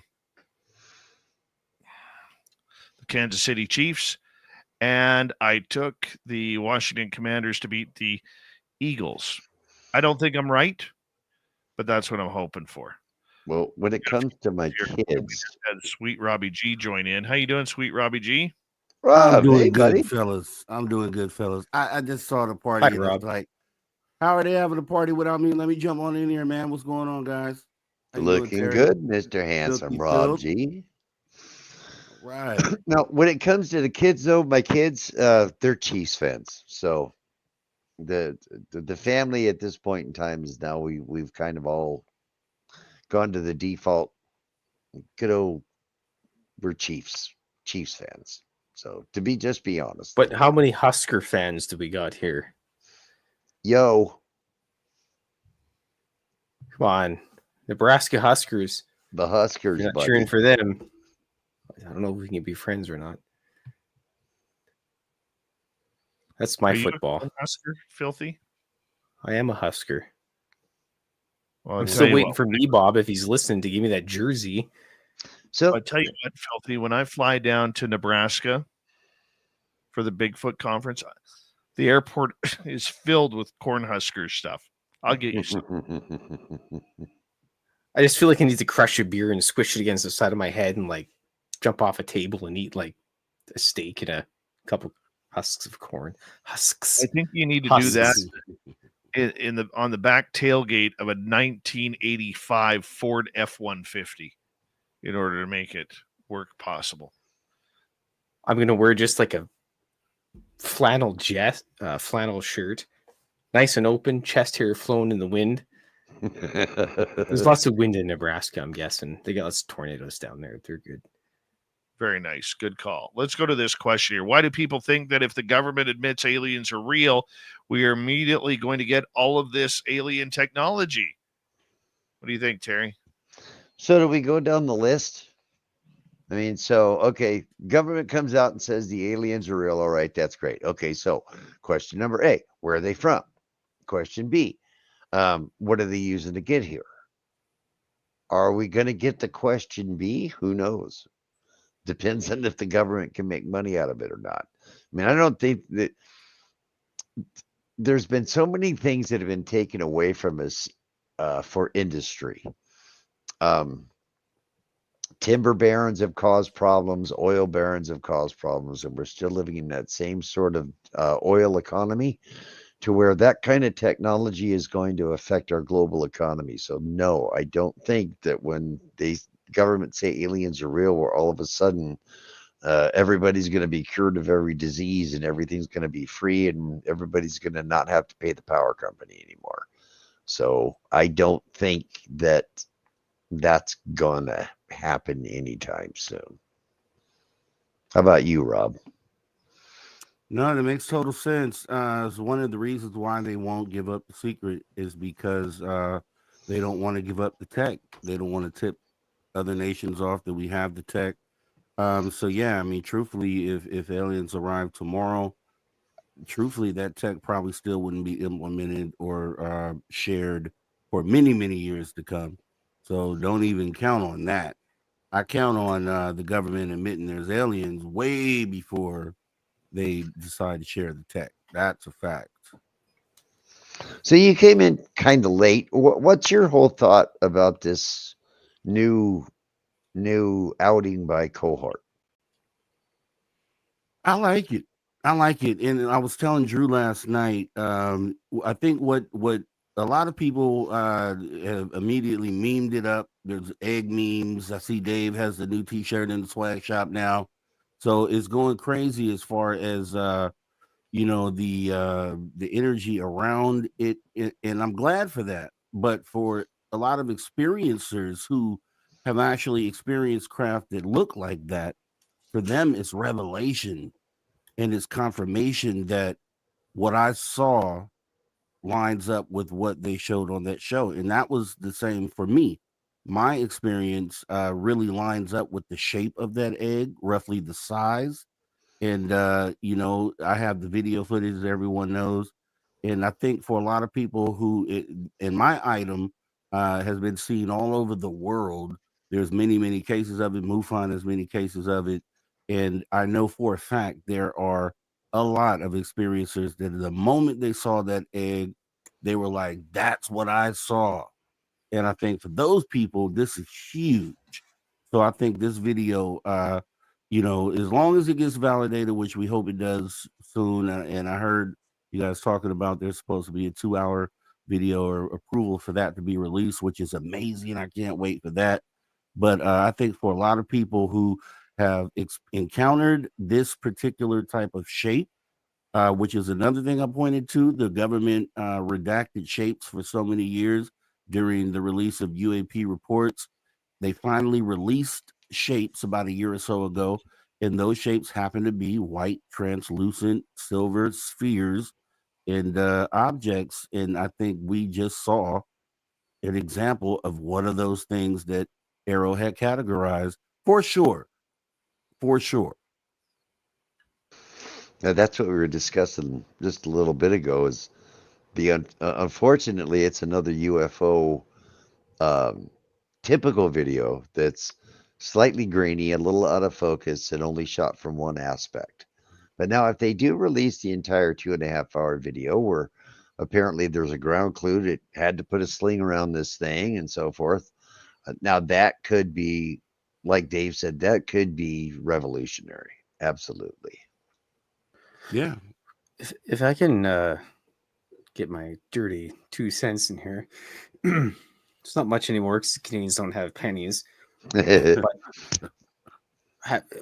what's are they gonna like not talk about? Is Tic Tacs not a thing? It seemed as if that the Tic Tacs were sort of. We never got a clear picture of them, so could possibly the eggs be Tic Tacs anyways? Maybe it was just not. Yeah. No, you're right, Phil. What's the word I'm looking for here? It could be Tic Tacs or it could be eggs, but have we ever captured a Tic Tac on none of these I've actually whistleblowers and junk? got a very good film of a Tic Tac shot in the middle of the day, bright, shiny middle of the day. I've got reference points, so we about know about how large the thing was, about how quick it was going in the sky, about what the altitude was. It was, I don't want to say it was a Tic Tac. It was just a chrome 80-foot long propane tank that was going in between two mountains. And I just happened to be lucky enough to be standing in a parking lot in the Uinta Basin and caught it that day. Yeah. So propane tank. That's a better way to explain a Tic Tac is a propane tank. That's kind of what it looks like. I mean, that's my opinion. I really still to this day don't know what it was, but I checked Flight Radar. There wasn't any civilian flights in the area. I've talked to several other people. I've had the film vetted by 20 different people, and everybody says the same thing. It's just a great big flying chrome blunt propane tank about 80 feet long. Yeah, Okay. if you change just the wondering shape, that because Tic Tac and Intruder Alert. If you change the shape of a Tic Tac very slightly, it becomes an egg. If you change the shape of an egg very slightly, it becomes a Tic Tac. We go all the way back to Lonnie Zamora. Lonnie Zamora, if you look in any depictions of his craft back in 1964, it was the shape of an egg. So I think when you weigh it against historical cases, which I think is the biggest part of this, don't just take this on face value. Take this data and weigh it against previous cases. Now do your homework, and you'll find out that this is not the first time the shape has popped up. Why would they show a video of this shape if it was going to be a fake video? It very likely lines up with many cases, and which leans validity into what it is that we been presented with. Let's be real about it. I think a lot of people are just looking at it on the surface and getting a little chuckle because of the shape and lining it up with Mork and Mindy, which could be another thing. Where did Mork and Mindy get the idea to have an egg as a spaceship? Where did that come from? Could it maybe if we dive into that, we find out it comes from it's spirited by cases from the 70s and 60s where we know there have been these cases. Gentlemen, thank you very much for tonight. Swamp Dweller is next, along with Courtney Marcassani for the UFO Report. We'll be right back. You're listening to Spaced Out Radio with your host, Dave Scott.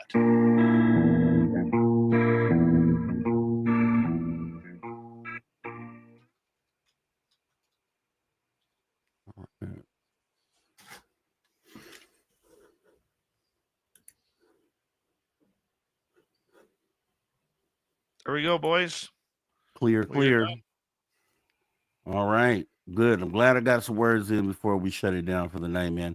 Appreciate you guys. It's been awesome. Looking forward to the week forward, and I'll see you guys next weekend. For sure, my man. Okay, I bye, Brad. Have a good night, buddy. wish you saw the message earlier. We would have loved to have had you earlier. No, yeah, I was actually asleep, man. I had to catch up on sleep. Tough weekend, action packed. Actually, if anybody missed it, you can hop in the archives for absolutely free. YouTube.com/@spacedoutradio. Catch up on what you missed. Check you guys out later. All right, Robbie, take care. Sweet Robbie G. Terry, thank you.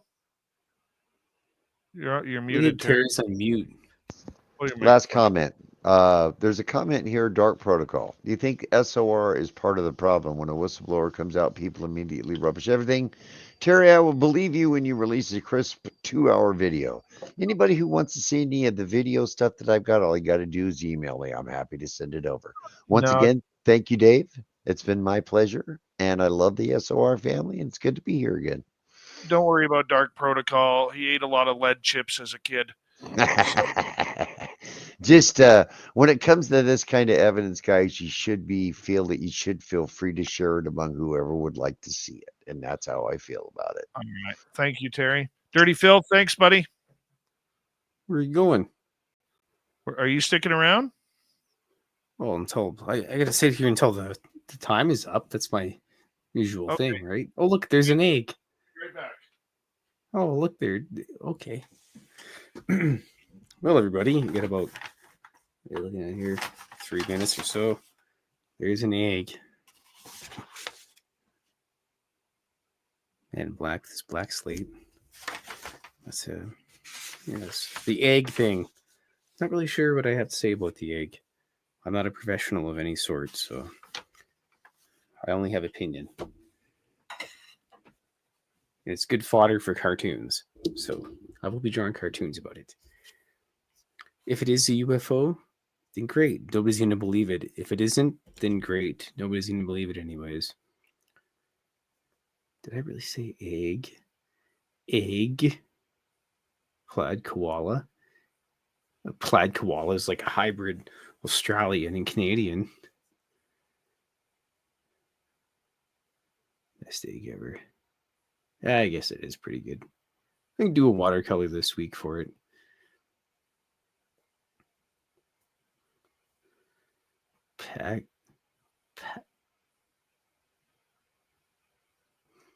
Play Pago poker. Sorry, Magicus, Attracticus. I'm not a gambling guy. Can't play it. Actually, no, I am a gambling guy. I put $40 in the machine. If it works, cool. If not, then that's fine. I'm glad everyone stuck around here. Jeez, I stuck around an extra hour. It was actually a good show. For anybody that's just coming in right now, the guest got abducted by aliens and whatnot. We couldn't have the guest tonight, so we just called Terry Hall in, and Rob G came for the last 20 minutes or so, and we had a good night, and no alien abductions. Some cartoons were drawn. Everybody's happy.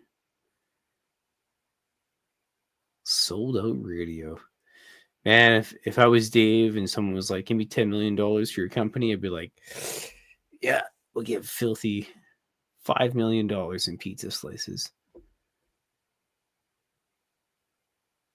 I could probably survive on that for a while.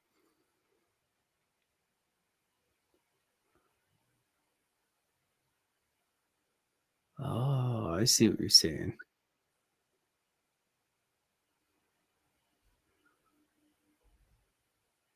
Yeah, well, anyways.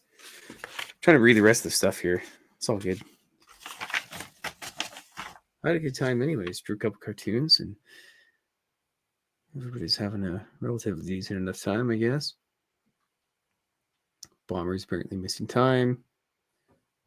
Joe Monk is eating rotten eggs, or somebody else is eating rotten eggs. You shouldn't eat rotten eggs. Boil them up, cut them in half, take the yolk out of it, actual mayonnaise, diced up garlic, salt and pepper. There you go. And then when you're all done, you make your deviled eggs, dash of good spicy hot paprika on top. That's the best. Oh, yeah. Got to add the paprika. Did you say paprika? Yeah, Dave, I'm doing the British. It's paprika. It's not a continent, man. It's paprika. Okay, there, Nanaimo bars and foyer. It's foyer. All right, Dave. See you tomorrow. Have a good night, everybody. Good night, Dirty Phil. Thank you for your great work tonight. All right. We got Courtney in the hot seat next. And we just want to show you something here quickly. You can now go on to our Spaced Out Radio website and get your own unidentified egg phenomena t-shirt right there. Just go order it. It's right there. Thank you to Simon with a hat trick, Pam, Walter, Maddie, Kitty, and Deborah Rooney for the absolute great super chats tonight. Here we go.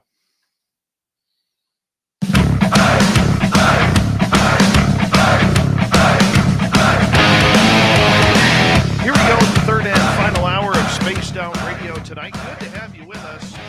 My name is Dave Scott. Always appreciate earning your listening ears wherever you are on this beautiful planet being called Earth. Hi to everyone listening in on our terrestrial affiliates around North America, digitally on every major podcast network. Our website, spacedoutradio.com. We have a plethora of features for you. Rock out to Bumblefoot, read the news wire, check out our swag as well. Follow us on X at Spaced Out Radio, Instagram at Spaced Out Radio Show, and on Patreon in the Space Travelers Club. The Desert Clam has set the password for tonight in the SOR Space Travelers Club. Hallex. Hallex is your password. Use it wisely, Space Travelers, as the Clam sets the password each and every night right here on Spaced Out Radio. It's that time of the night where we head to the swamp. Hello and welcome to Spaced Out Radio's Swamp. I'm Swamp Dweller, and tonight I'm going to take you on a mystic journey of the unknown, sharing tales of monsters, legends, and nightmares. Welcome to the Spaced Out Radio Swamp. When I was about 12 years old, I was driving with my dad on a road from Window Rock, Arizona, toward I-40 Junction near Sanders, Arizona, and this road is located on the Navajo Nation. All the reservation is trees and high desert, and houses aren't found for miles, and there isn't any electricity or running water. My dad and I were driving south, and it was snowing. It was about 2 a.m. We were driving for about 40 minutes from Window Rock, and my dad and I saw a woman beside the road with no shoes and no jacket. When we saw her, she was walking about 25 feet from the road.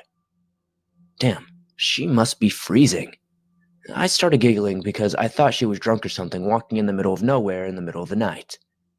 Then, my dad pulled over and to see if she was, needing a ride or something. She was still walking. So my dad shouted in Navajo and English, "Hey, do you need a ride?" As soon as my dad yelled, she turned around slowly to look up at us, and her long hair was covering her face. You couldn't even see what her face looked like. Her hair was covering her entire face like a mop. She slowly started walking towards us, stepping on rocks and branches and snow. She walked up to the truck on the passenger side where I was sitting and just stood by the window for 15 seconds just staring at me. My dad said, "Open the door, jump in the back." As soon as I opened the door, she just took off running into the dark forest. My dad and I were stunned because it was freezing out there, and there wasn't civilization for miles. So I just closed the door, and my dad gunned it. We took off and thought, what the hell is her problem? Because she looked like a regular person. A couple of weeks later, my dad was visiting some of his friends who lived within 5 miles of the area, and my dad just mentioned what happened to them, and their faces just looked stunned, and they said, was her hair covering her whole head? And did she have no shoes? My dad said, yeah. Then they said, it wasn't a real lady. She's a ghost. My dad and I were pretty confused. She looked like a real person. My friends weren't surprised because the Navajos are used to hearing weird stories like that. Thank you to Swamp Dweller for another spooky story. It's always great to have him on here to kick off hour number 3. If you want more just like that, head on over to Swamp Dweller on YouTube and hit subscribe, ring that bell. He's got thousands of stories just like that right there for you. It's time for the UFO report. That is an interplanetary flying space saucer.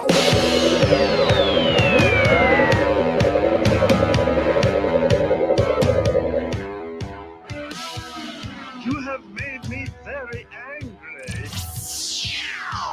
Very angry indeed.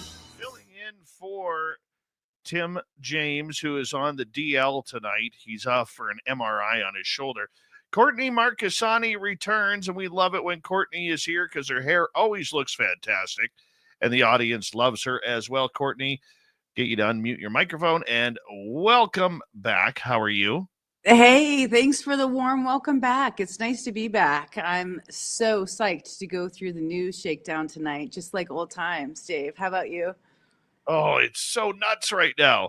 So nuts Totally right nuts. now. I don't even know where to start, but I will start with this. You would look really good in one of our Spaced Out Radio unidentified egg phenomena t-shirts that can be found I on our saw website. that. I saw the egg. I saw you guys that are adopting like the whole eggness. Good for you. Good for you. I've seen everything from eggs, you know, with the little felt wrappers, eggs dropping. I mean, it's fabulous the way everybody's playing up the egg. I love it. So I'll ask you the $1 million question today. Is it a UFO or is it a man-made object that many people who have military experience are claiming on X the last 48 hours? Well, I think anybody who's been in the field long enough knows to take a look at something and not, you know, make an immediate judgment call. So it's up in the air for me right now. I thought it looked prosaic, you know, immediately. And then all the aerostats started coming through and I was like, wow, that's kind of undeniable, the shape of it. But then people started to take a step back, you know, and evaluate it again for the weight, the heaviness, the straps on it. So I'm still looking at all that. I haven't made a decision yet. How about you? I am still up in the air. I want it to be a UFO so bad. But I've had a couple of people who I reach out to for information on things like this who are much more knowledgeable than I am. And I just said, well, what do you think? And they are totally convinced that this has nothing to do with NHI or UFO. And one person said that they've seen these things before. And one thing I think the public forgets is when you get into these test ranges, they set up targets for helicopters, jets, tanks, and everything. And a lot of times they are used as military training Exercises. Thank you for the word. It's always a training exercise when things go wrong in Iron Man, right? Exactly. So I'm not sure if it's something like that. I'm not sure if it's, you know, actual something heavy. I mean, if it was a balloon, they're not going to need a helicopter to pick up a balloon. Did you see the one pilot? I think it was a helicopter pilot that came in and did a whole assessment on carrying aerostats and why they don't do it and the instability under the helicopter. I mean, those are the things I'm looking at. The people are writing about the reason why they don't put aerostats underneath helicopters and for the various reasons. I think all of that people are commenting on is very interesting to help people kind of tease out all these different things who might not be, you know, familiar with UFOs. You know, I'm just talking about the layman who's coming in trying to judge this for themselves. I think some of those feedback loops are really good. You know, they're very logical. They have, it looks like, military experience, and they're weighing in on it from the reasons why this wouldn't be done. But yeah, I think it's too soon to call. I don't know. I haven't made my mind up about it. I'm going to say this once again. I am leaning towards it not being a UFO, but I do believe I want it to be. I want it to be so bad. And my eyes were glued to that video when it came out. And my first instinct was, oh my God, look at that. We Yeah. got one. Yeah. But then you have to take that emotion out of it Right. to actually sit there and think, what else could this possibly be? I mean, I think it was within like a minute and a half on X, because I was watching X at the exact same time, Hmm. started pointing to this old 70s, 80s toy, Mork and Mindy with Oh Mork yeah. Oh coming up. yeah. Oh, that's classic for all of us of a certain age. It's the classic Mork and Mindy egg. It is. It's like straight out of an episode of Mork and Mindy. You remember Mork and Mindy, don't you? Oh yeah, have to. The crazy thing is, though, that they said on camera, Jake Barber did, that they took this to the UAP task force. And so that's an additional thing that provides corroboration that this went to the task force. They analyzed it. They have a whole team of experts that do different types of analysis on these kind of objects. So, and we don't know what they have. We don't know what the UAP task force had over that, couple years of their investigations and how many of these shapes they saw. So I think that adds a little bit of extra in the weight of the decision making, that they went to them and they said that it was an NHI craft. And once again, Courtney, I am troubled by this, Mhm. but on the same side, I am very excited by this because it could go anywhere in any way. My follow-up question to you is on this, because Ross Coulthart, the intrepid investigative journalist who brought this out, you either love him or you dislike him.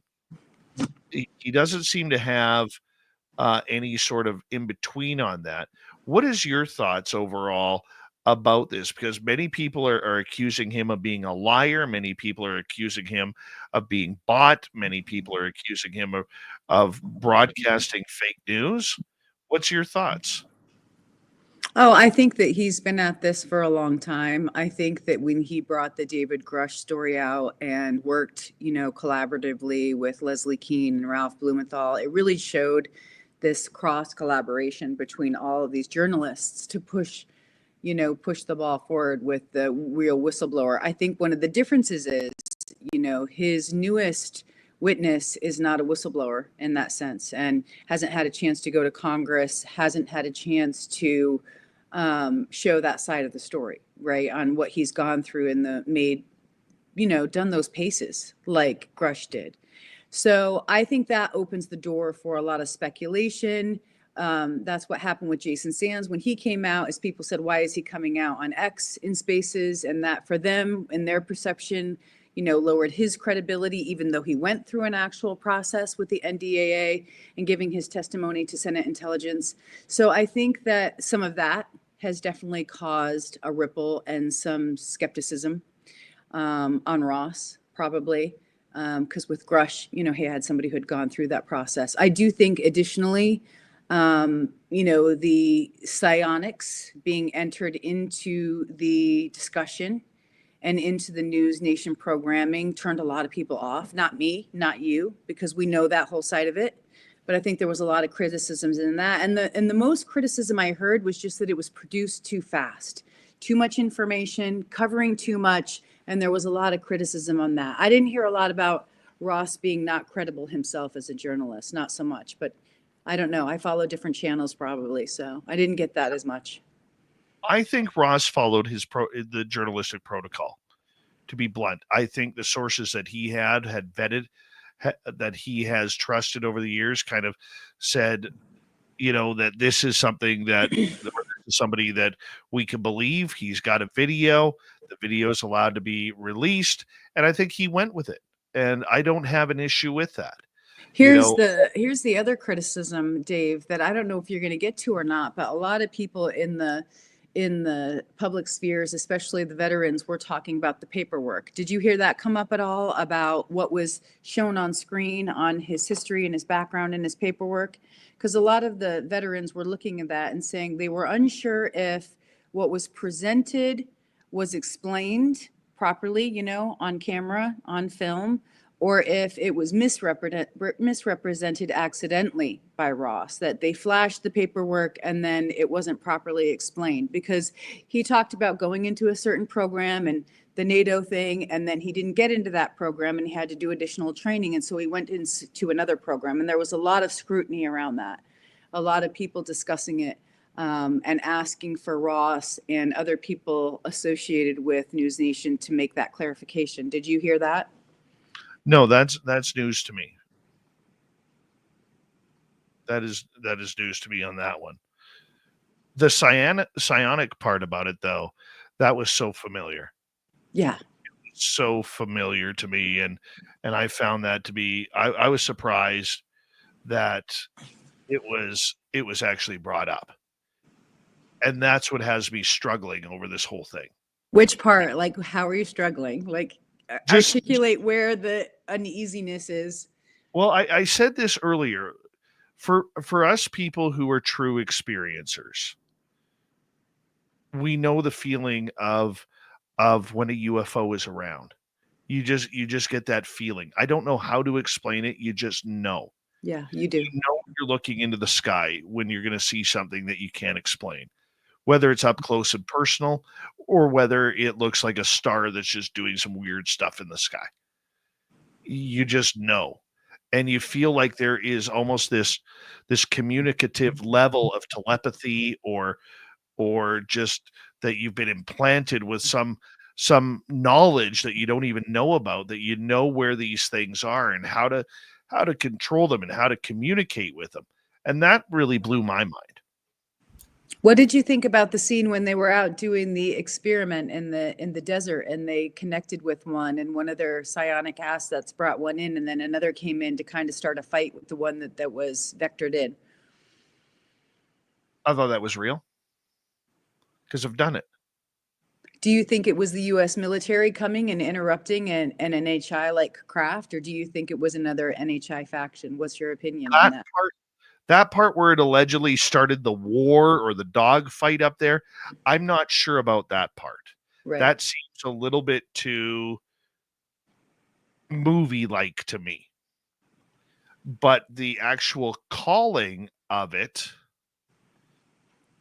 and having that psychic intuition that everybody has, but most just aren't tapped into it, to actually communicate with that craft and have it show, I totally believe that. So let me give you an example.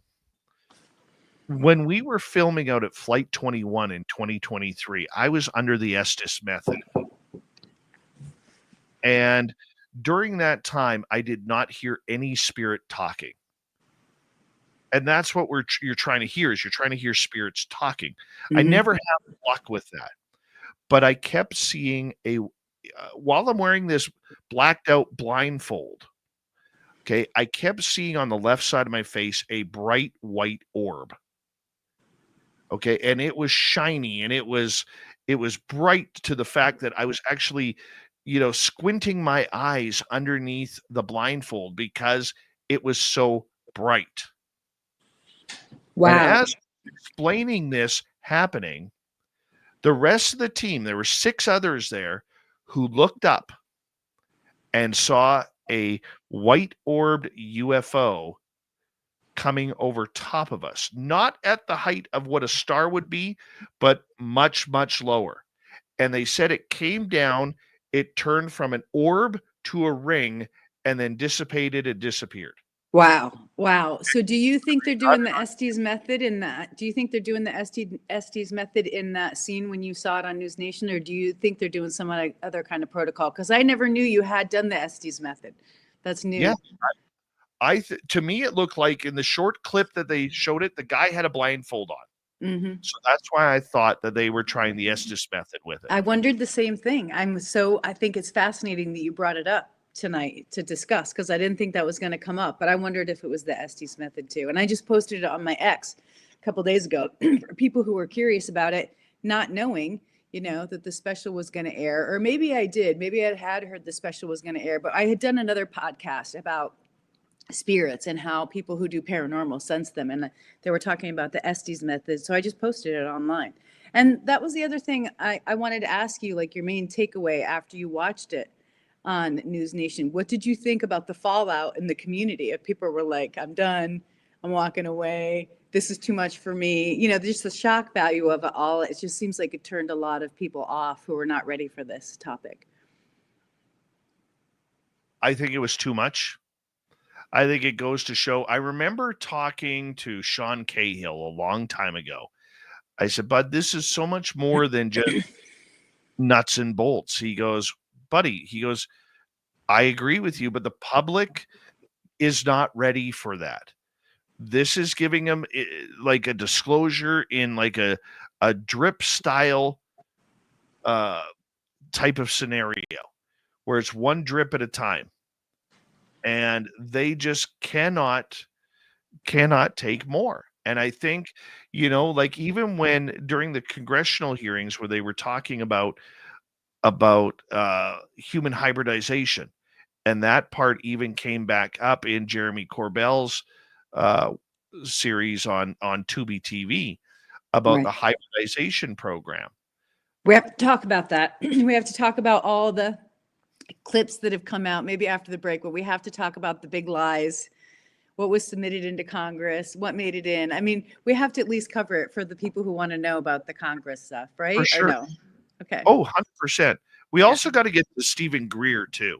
Yeah, because apparently you cannot summon UFOs if you are a straight man and right-handed. Right. If you're not gay, and so where do the bi people fall in?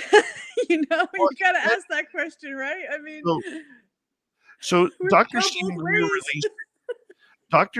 Greer released a report today on his studies of people who can allegedly summon UFOs. I saw it. And one of the parts he mentioned was that if you are a man, you are either bisexual or gay and left-handed. I mean, come on, that's poppycock. We know that everybody. I mean, I'm sorry to use such juicy terms, but now, come on, that's bullshit. Not that there's anything wrong with that, okay? No. I am neither gay or bisexual, but I am left-handed. Are you now? All right, I didn't know that about you. I am left-handed, and I haven't done it in years. But I do know that haven't done what? Summoning UFOs is possible. Summoning a UFO. Yes. So I didn't quite understand that. I really didn't. It doesn't make any sense. I think that's why it doesn't make any sense. And it's almost like a prejudice or a pigeonholing of certain types of people that have the abilities, which is like, should be really cautioned against. I would have liked to have seen rather than a matter-of-fact statement, I would have liked to have seen a percentage. Sure, me too. We always want to see the percentages. I went to Jacques Vallée at Seoul, not this last year, but the year before, and asked him about percentages, about worldwide incidence rates of people who have encounters or sightings, and he didn't know. He said, go to Cometa, the French study. They've got to have some good statistics. And then I went to Leslie Keane and I asked her, and I asked a couple of people, and nobody had statistics. The only statistic I could get at the time was in England. They had done just a very, very open study about people who had encounters, and it was like 1 out of 7. That was the only statistic I've been able to get so far, drilling down on that. So I can tell you this, as we got about 30 seconds to go before we go to break. What bugs me about the Dr. Stephen Greer work on that is that it makes ufology look stupid. Yes, absolutely. Absolutely. It makes it look like we're superficial. We don't take deep dives on things, that there's not enough studies. I'm sure there are, but nobody's out there doing like longitudinal, long-term studies on experiencers as a group over their lifetime, looking at things. Mark Cassani filling in for Tim James on the UFO Report tonight. This is Spaced Out Radio and your host, Dave Scott.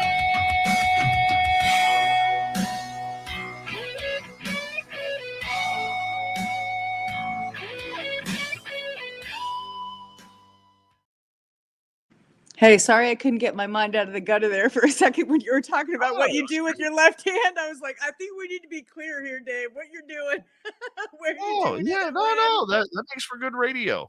You know Makes it for good does. radio. And you know the late night SOR crowds got their mind in the gutter too. So, know your audience. I'm going to step out. I'll be right back. Yeah, no problem. No problem. Bring Courtney back when she's ready. Hi, Linda Thompson. How are you? Let's see here. Yeah, that Greer study was weird. Once again, because somebody in my chat room earlier, one of these hit and run idiots called me sold out radio. I think I know where that came from. So since I've sold out, here is your wonderfully new unidentified egg phenomena t-shirt. It's got a helicopter on it too. I'll show you.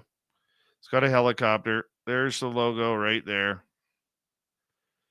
Picking up the egg, unidentified egg phenomena, just so you could all see. And, it's available on our website right now. Just saying. Might be worth it.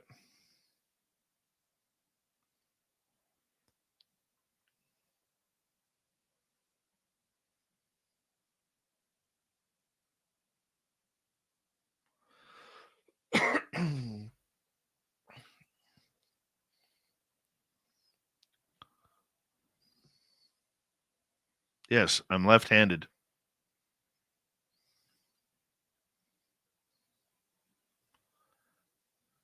I'll tell you something weird, okay? And believe it or not, because as a lefty, you have to learn how to be ambidextrous. 1 year,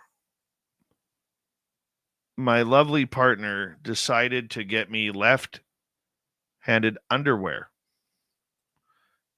Yeah, left-handed underwear. So on men's boxer briefs, you have to go in from the right side. If you have to go to the bathroom, there's a little hole there that you pull your friend out and do your thing. Right? I'm going to send you the Duke. Remind me to tell you what it is before we go back on the air. Go ahead. Cool. So she bought me left-handed underwear, and I didn't know what to do because I'd trained my mind that the boxer brief hole is on the right side. So all of a sudden I was like lost. I nearly pissed my pants over this, having to do with, go through this. You're killing me. Well, let me one up you on one. This will really get your audience, especially the Canucks, all fired up. So up here in Alaska, we have this thing called the Duke. It's a jock, and it has a full frontal piece, like a frontis piece. The cod piece is fur. It's all fur. And so Brett Favre, somebody sent him one of the Dukes, and he put it on. He was still playing at this time, so it was a long time ago before he retired. But he sported the Duke straight out there and was like, dudes, you got to get one. But, I wouldn't recommend it in the tropics.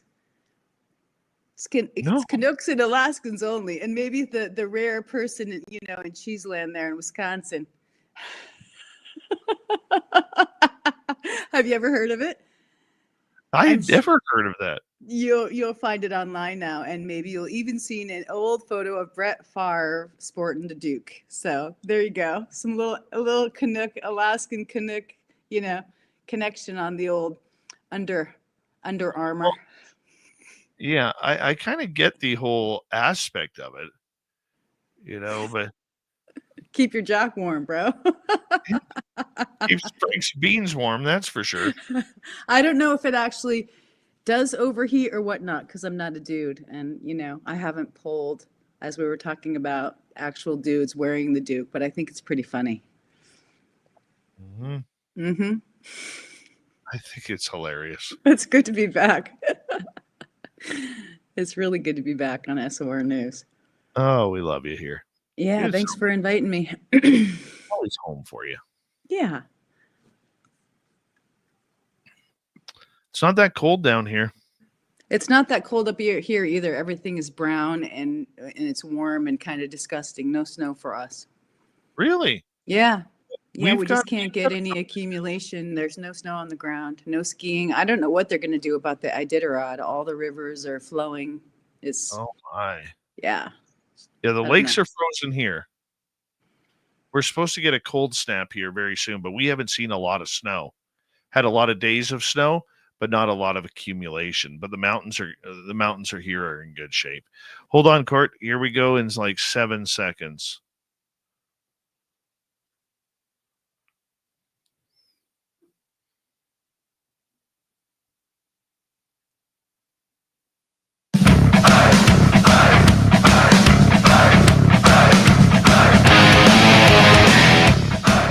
Here we go with the final half hour of Spaced Out Radio tonight. My name is Dave Scott. I always appreciate you tuning us on in wherever you are on this beautiful morning.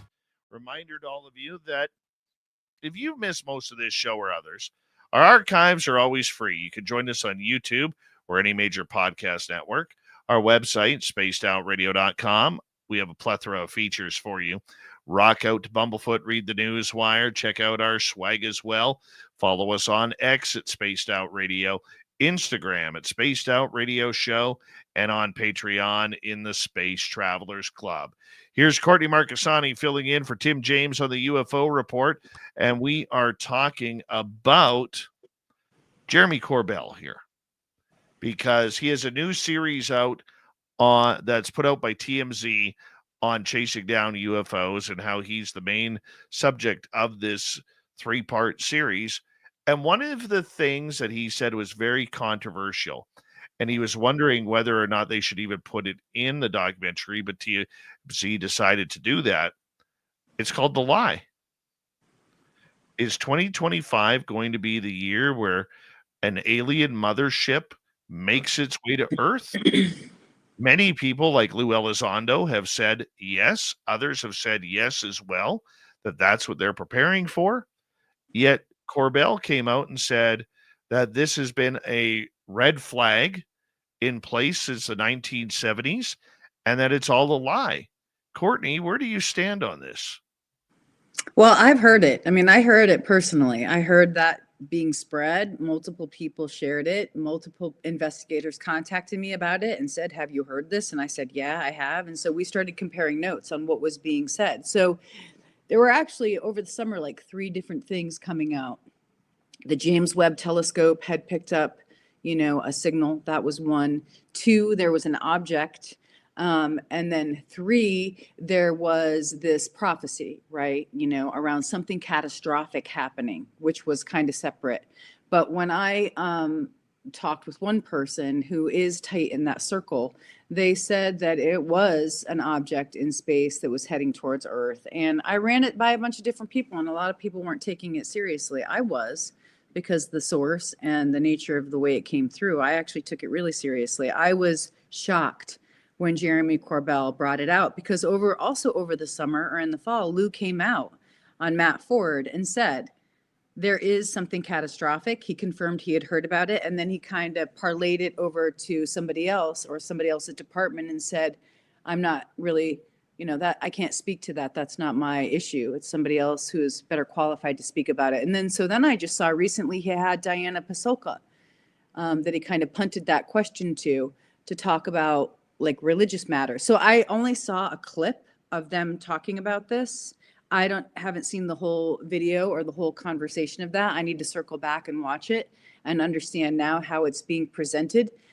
Because the way that they were presenting it in the clip that I saw, they were going to different places, the Middle East, the Vatican, to discuss people's, reactions to this. So that makes it potentially be very serious. Now I need to go back in the clip and make sure that's exactly what they were talking about the object, because I was just surprised that Jeremy Corbell came out and said that they're going to lie to you, and this is a big lie. So yeah, I don't know what to think about it, but I was surprised that he spoke to it publicly and said it wasn't true. He seemed to struggle on bringing that up. Yeah, well, I'm sure that it was something that he's been grappling with for a long time, and he brought evidence into Congress, right, through Nancy Mace, and you see him on the phone saying, Nancy Mace just lied for you. And he was talking to Schellenberger. Jeremy was. Yes. Yeah. What do you think about that controversy? I mean, a lot of people are just saying that Jeremy was having a hissy fit, but in the actual video of him outside the hearing or wherever he was, he looked really upset about it. So I took that exactly as he showed up. I didn't think he was exaggerating or, having some kind of reaction just for the film. I thought he looked very sketched out and was like, we need to get out of here and not talk about this in public. So if that means they're talking about the object coming in and Congress being aware of it, that's exactly how I heard the rumor in the first place, that somebody in Congress had this information. They brought it into that group, Jeremy and other people, and it was coming from Congress, and they were following up on it.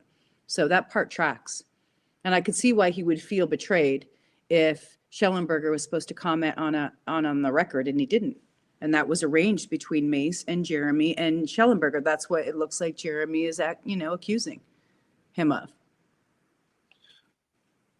As a journalist, I know what it's like to have somebody claim your information as their own.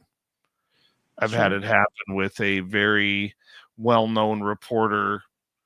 I'm not going to say where this person is, but this person wouldn't have half the contacts in ufology if it wasn't for a conversation that him and I had had.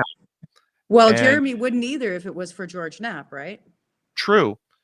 But at least he gives George Knapp credit. Yes. I saw he gave him credit recently. It was nice to see that. He mentored him.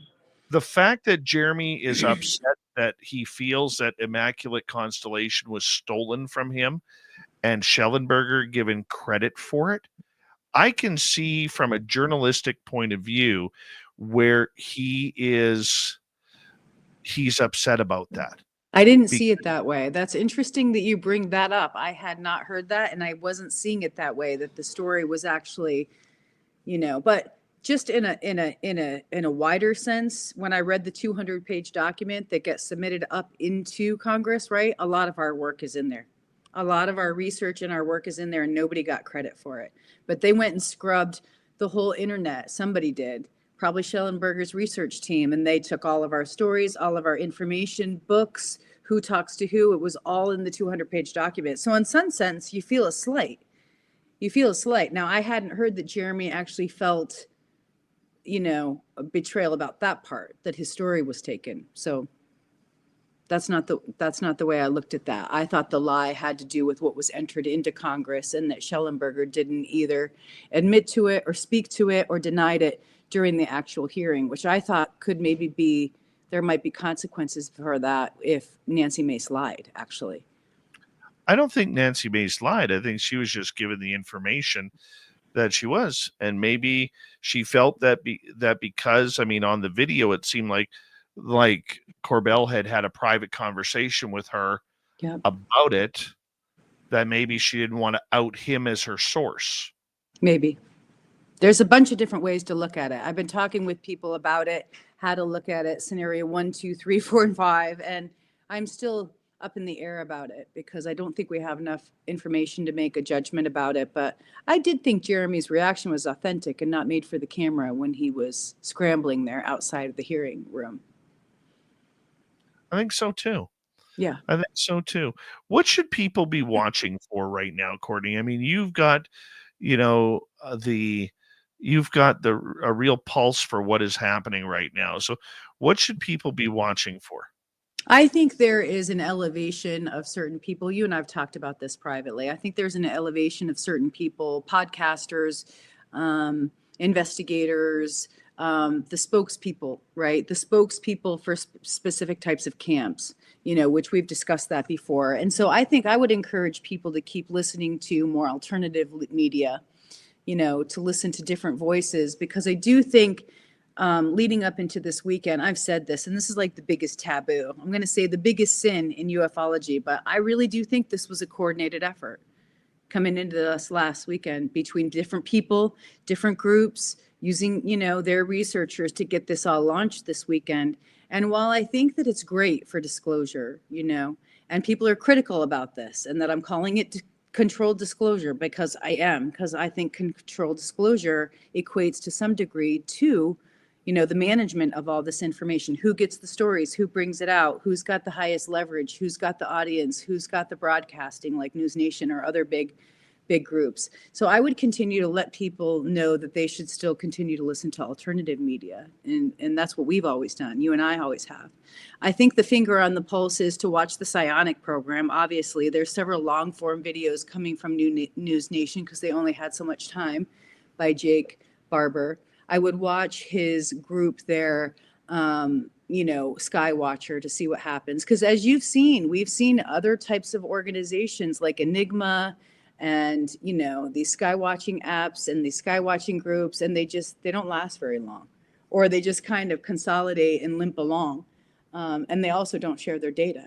So I would watch Skywatcher, their new group, or Skywatch, whatever it is. But I would also continue to listen to the alternative media in ufology the way it's always been.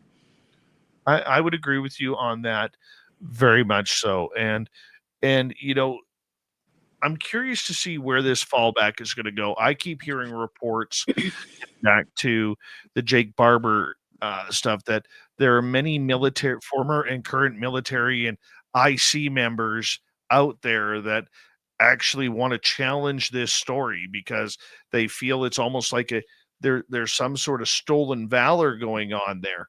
Yes, we do know that he was a part of the U.S. Air Force, but a lot of the programs that he is saying that he worked for, especially somebody saying that when he signed up, he signed a 10-year contract. Well, apparently that's, to many people, unheard of in the military. I think that's the thing that people ought to watch out for. Is in Jake's story, look out for the legacy program aspects that have been illegal, contractors. That's the biggest thing to track out of that story. What he had to sign, who were his bosses. They said that he worked for a contractor. They showed some footage, of him going to his boss, as kind of like a simulation of the events. So I would just encourage everybody to dig into the darker aspects. He was maybe connected to the Michael Herrera story. And so I would continue for people to track that and Greer's involvement in it. How did Greer help Michael Herrera potentially get his information out to certain groups? Where did it go? Because that seems to be the biggest, most confusing thing at all. Did Greer talk to this witness? Was he connected to Michael Herrera's story? How did that all work in terms of Black programs? That's the biggest thing I would try to tease out for myself.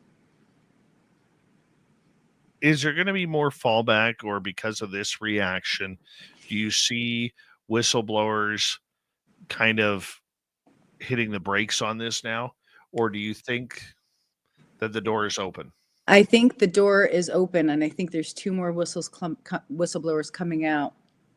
One that was potentially on the UAP task force. I don't know this, but it's something I'm following up right now from myself. And another whistleblower might be coming after that, because as I said, this has really been coordinated to some degree. So, but if it becomes unsafe for them, then they won't be able to come out if there's, safety issues. So that's the biggest concern, I think, whether they will or not. But they've been confronting that the whole time. So I think that my money is on they will. We had 2 last week. When do we see these other whistleblowers coming out potentially? Oh, I think it's going to come out in the next couple of weeks or another month at the most. I think that this news story with Ross Coulthart, I don't think that Jake was an actual federal whistleblower. That's not my understanding. I think that his group, because he has a group of people I think that he works with that are whistleblowers that he's gotten to know over the year through their military connections. I don't think he ever went to the Senate Intelligence as a whistleblower under the NDA or under the federal law. So I don't think we can call him Jake Barber, an official whistleblower. And if I'm wrong about that, I'm sure people will correct me in time, but I don't think he is. I think he's a witness. I think he worked in the programs. He alleges he works in the programs.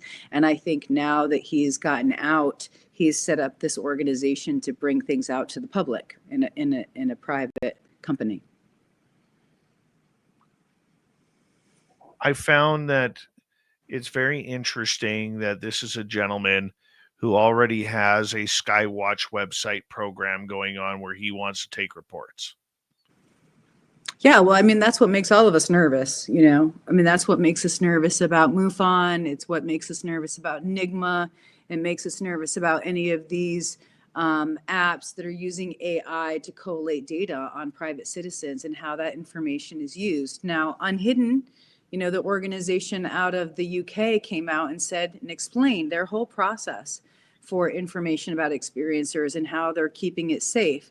Everybody's jaded in this day and age with as many hacks that go on that, you know, it is safe. We saw from, you know, various contracts with Enigma, other organizations that literally sold out. They literally sold out their data.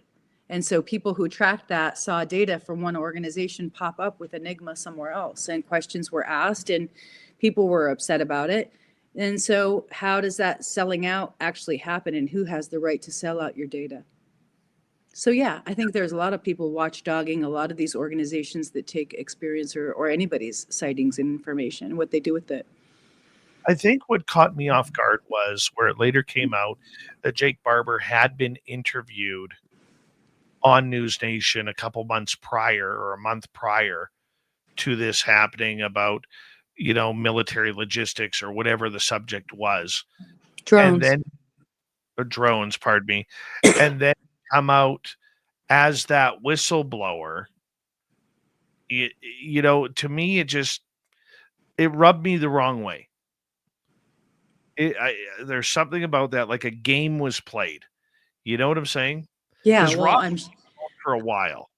I'm sure that people are asking the question, who, you know, who's profiting off of this? And I don't know if that helps him or hurts him, to be honest. I don't know if it helps him to be on News Nation doing the drone interview, establishing his company, and then being on News Nation as an experiencer, essentially in military black programs that's talking about psionics. But I have to say, for the average news watcher, I don't know that second broadcast helps him, you know, in his private company, because as we know, there's just a terrible stigma. So on that front, even if it looks like he was doing a backhanded deal to get on, you know, News Nation to talk about his company and what they do and drones or whatever, I'm just not sure. I think that might be a little bit more controversial for him doing the other show. So that gives me the thought that I think he's being authentic and that it wasn't a deal. Well, you know what? I look at it, you know, with whether it's Enigma Labs, whether it's Ryan Graves' project, whether it's now this project and others who have come out saying, you know, we need to, or my journey in this is I need to hear more experiences, and I'm going to create a website and a database for everybody, like pulling a MUFON. How many of these databases do we need? You know, I don't know. At some point, Enigma will probably absorb all of them in one total global database to make things simple for everybody, because that's always how they get us, is to try to make things simple for everybody. I did want to say, you know, one of the things that I think it would be important for people to track, I forgot this, but I had it on my list tonight coming in, is the new presidential, you know, some of the executive orders that just came through and the change of administration. There is these 2 or 3 bullet points about TSI clearances that are being immediately established. So a lot of people in the UFO community are like lining this up to say it's disclosure. So that's the other thing I would be watching, you know, in the next coming weeks or the coming months, is this whole announcement by the Trump administration that they're putting in TSI clearances. And the verbiage is very specific to specific locations to access certain records. And so a lot of people are saying this is their making their move to get into the legacy programs. I personally don't think that's going to happen, but there's a lot of positive chatter by people thinking that it's going to be disclosure. And I don't. You know, I don't. What do you think about the idea that allegedly Donald Trump is thinking of creating a UFO czar, and that could be Lou Elizondo? Yeah, I mean, I had heard 9 months ago chatter that if Lou was wanting to come back and Trump was elected, he would be offered a senior executive services position. So it's not being couched that way. And Lou has written up a whole basically like preliminary about what would entail a job description for the UAP czar in case they hire one. So he's positioning himself with a position paper. I think that's smart. He's saying what the person needs and is required to have the position. I've heard that there are people vying for it. I've heard there are several people vying for that if that position comes up. So it's going to be competitive. Do we need one?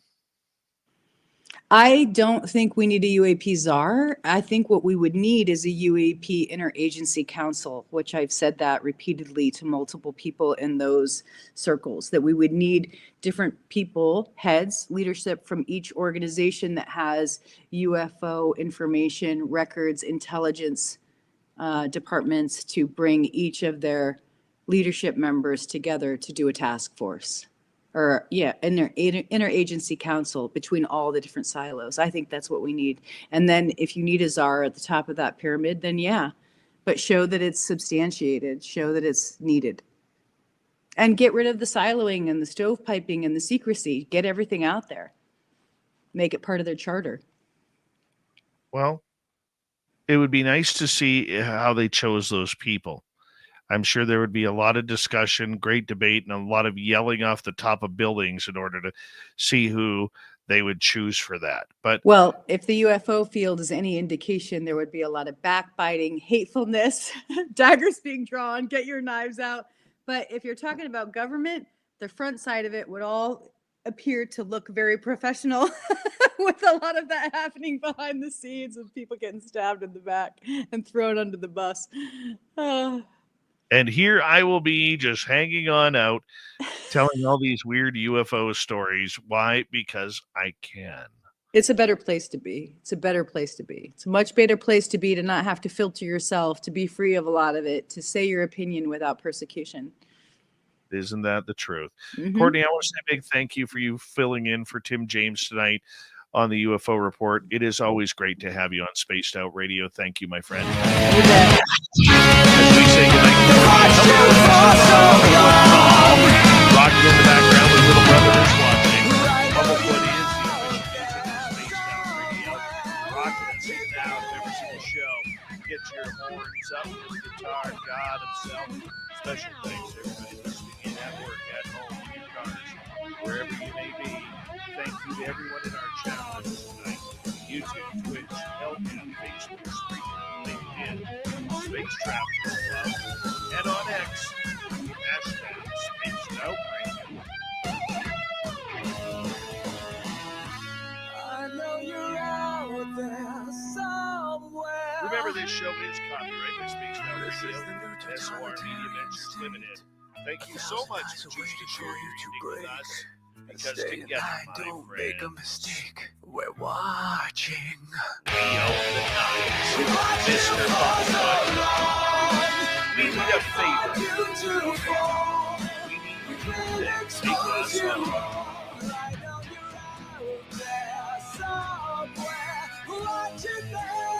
Yes, the Woo train has docked for the night. But soon, my friends, we shall ride again. Seats are always available. Your tickets never expire. And if you want to bring a friend, we've got room for them too. Good night, everybody.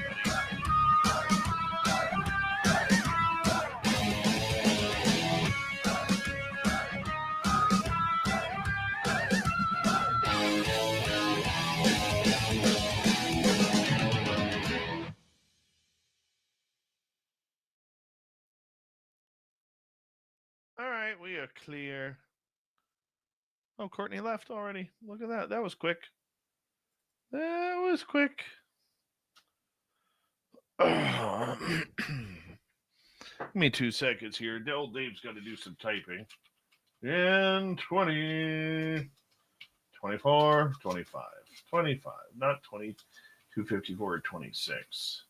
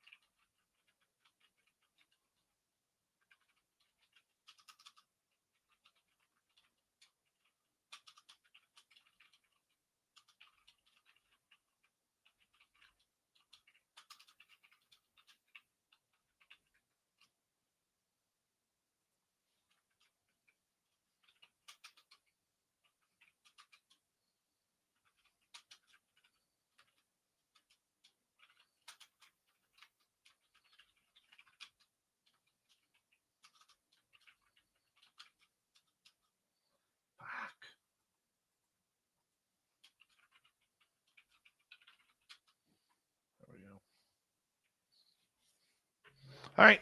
Oh, Navy's clear. All right. Any questions? Since I'm sitting here all alone. I'm sitting here all alone. Yes, Gemma Jackson, you can't hear me on the YouTube side. It's just the way StreamYard flows the audio.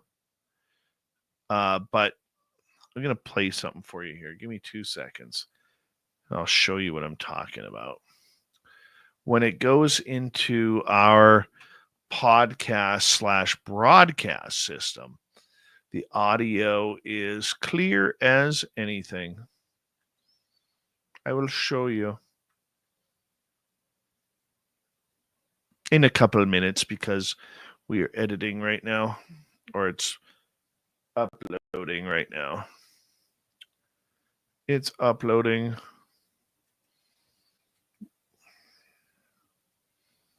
I won't show you. I'll actually play it for you.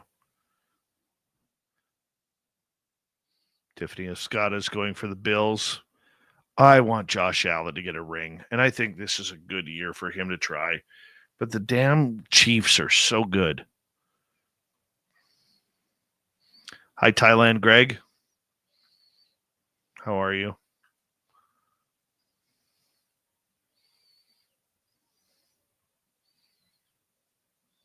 It's just YouTube, Jenna. Or Gemma. Sorry.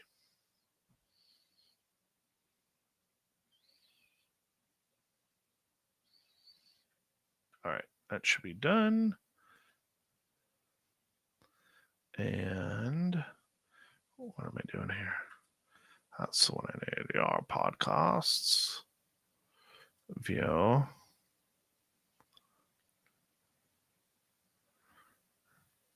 Boom. Download.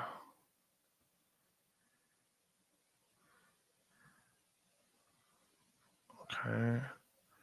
Download. Just did this last time too. Refresh.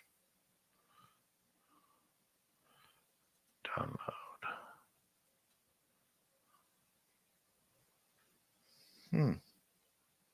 Why is this doing this now?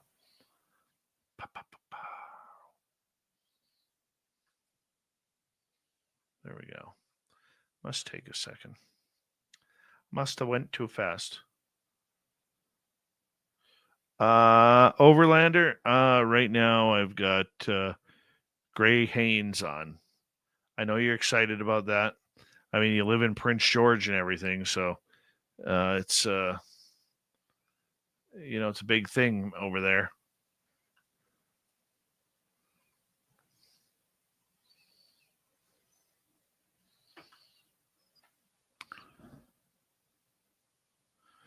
Yeah, we really haven't had many cold days. Today was kind of nippy.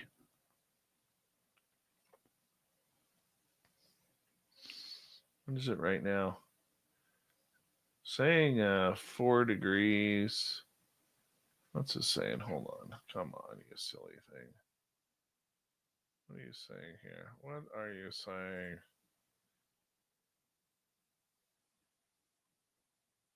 Oh, great. So you give me nothing. Good morning. Well, where's the freaking weather?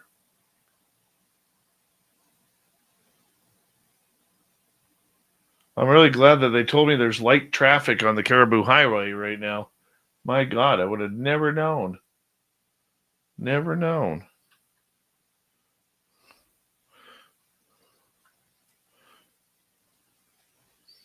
All right. Let's edit this up a little bit. Come on. There we go. Edit. Tim James will be back on Wednesday. He's feeling great. He just had an old shoulder injury that he had to go get an MRI on. So he's not injured or anything. Oh, don't ever touch Patrick Mahomes. Otherwise, Senator Kincaid's going to beat the living tar out of you. She said so.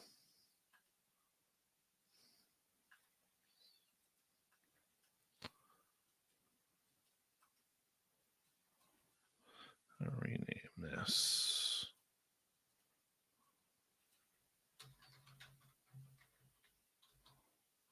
There we go. Put the egg shape in the... where is that folder? Where are you? Where are you hiding? Guest pics, daily SOR art. There we go. Get rid of those 3. I wonder how much heat I'm going to take over the the UEP t-shirt.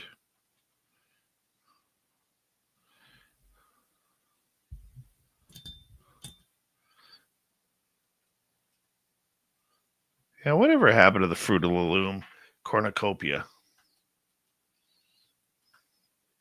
That still weirds me out. They always had a cornucopia.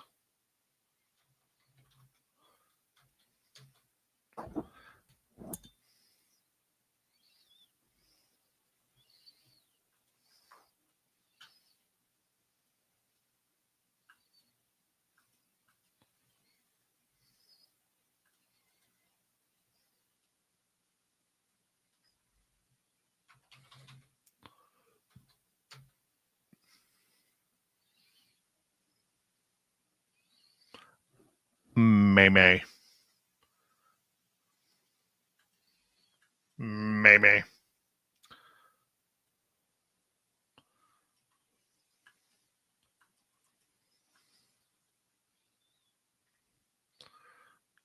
Jessica Lee.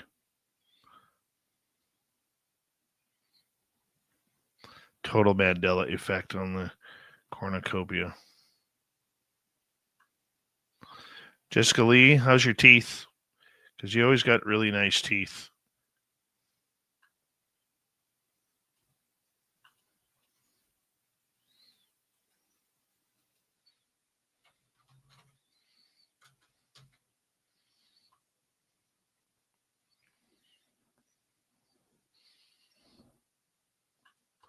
I will tell you right now, even if you're not a football fan, this new quarterback, this rookie quarterback for the Washington Commanders, Jaden, why the hell can I remember his last name now?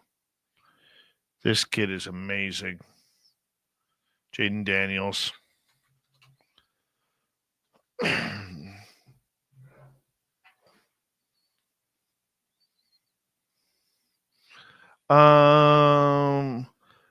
I may what guest who has passed would you have and what topic? Like, are you saying passed on, Lee? Who has passed on? Or that I've had on in the past?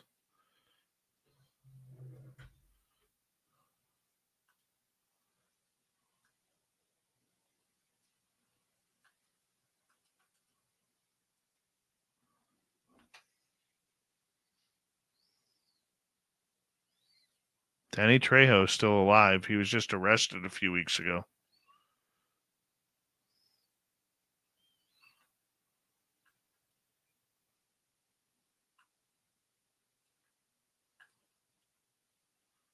Oh, where's the ending here? Is that it? It's right there. It should be right there. Somebody load me up on secrets. Oh, that's Dirty Filth. So where's the ending here? Dave Scott. Right there.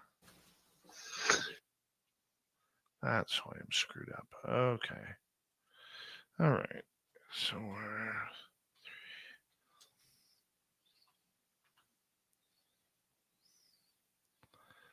Walter Gretzky passed away a few years ago. I remember that. He almost died back due to a brain aneurysm, I believe. Got to meet him at a golf tournament. Wonderful man.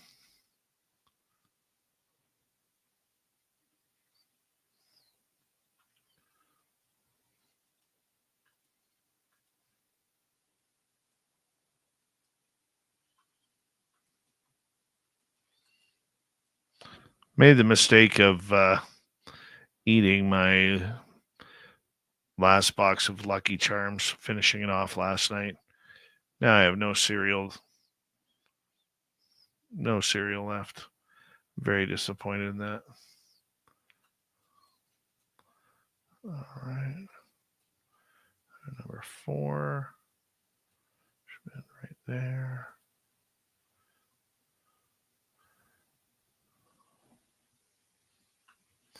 See, if you listen here, Gemma, if you listen in.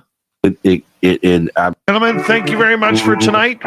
Swamp Dweller is next, along with Courtney Marcassani for the UFO Report. We'll be right back. You're listening to Spaced Out Radio. See how it works out perfectly with the audio? Yeah, I have no Lucky Charms in the house right now. I am so pissed off at myself. I feel shame.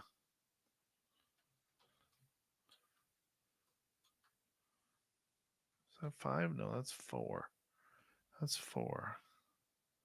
Cancel. SOR 4.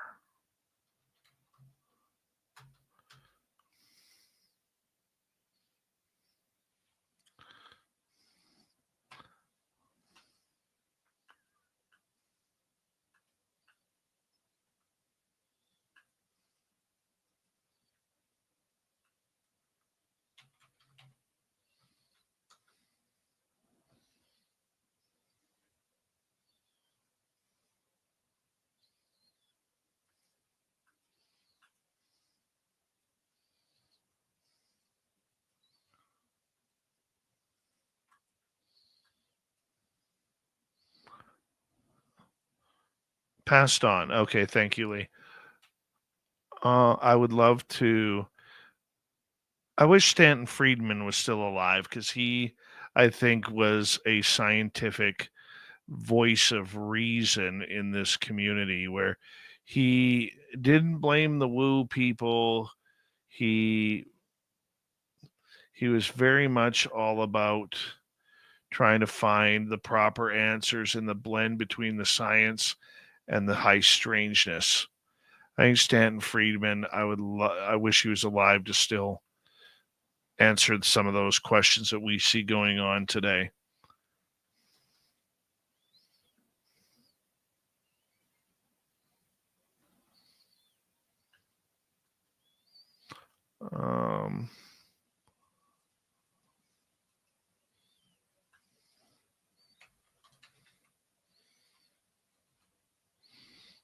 Tiffany, she's just going hardcore right now. Go Bills.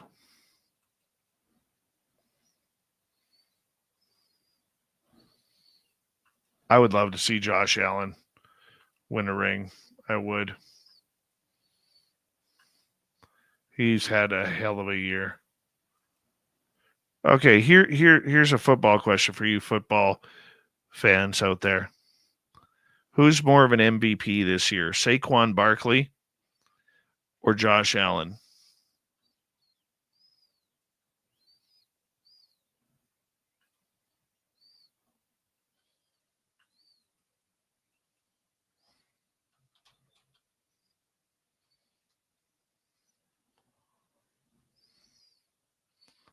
Saquon Barkley put up 2,000 yards. I'm not a Lamar Jackson fan. Just something about him just bugs me. Now, I am leaning towards Josh Allen on that question. Just for the record.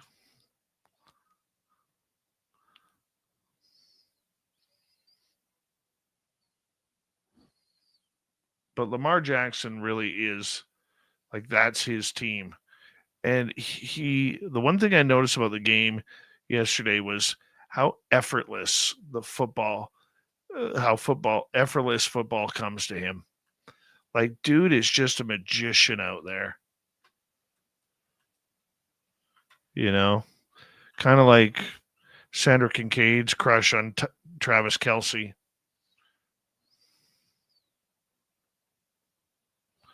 There is no way Matthew Stafford is an MVP this year. No way. Fab, You're chewing tobacco or swallowing your chewing tobacco again.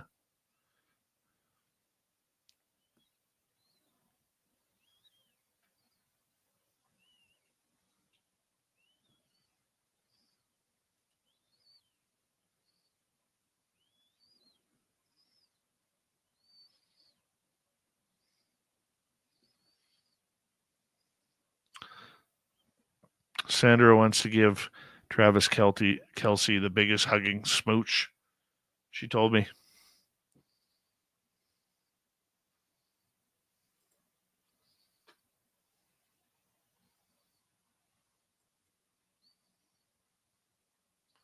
She's like, I'd give him more than a peck on the cheek. It's true. She said that.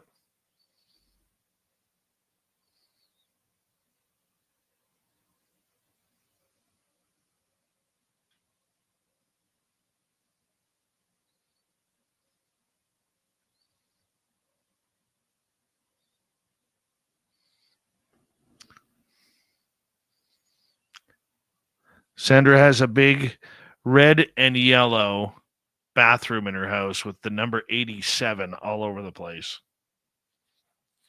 She sent me pictures.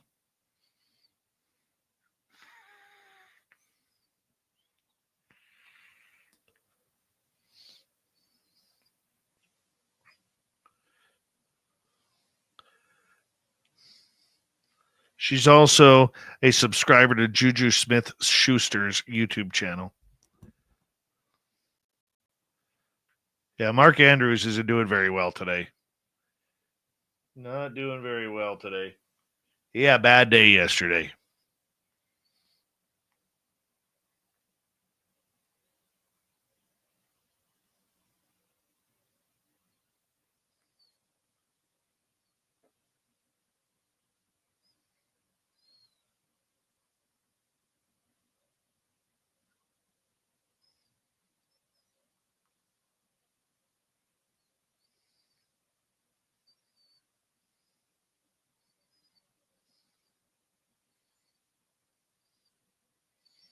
I'm going to go get my beard done again.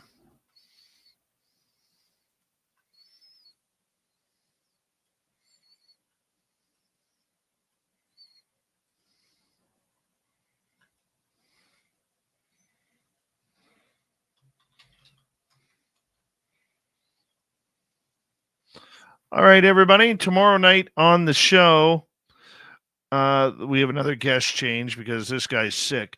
So we're going to talk UFOs, remote viewing with... Who the hell's our guest? Hold on. Sebastian Martin. Sebastian Martin will be our guest. Thank you tonight to Simon ×4, Pam, Walter, Maddie, Kitty, and Deborah Rooney. Appreciate the time and the love, everybody. You have a good one. And we will see you very, very soon. Good night, everybody.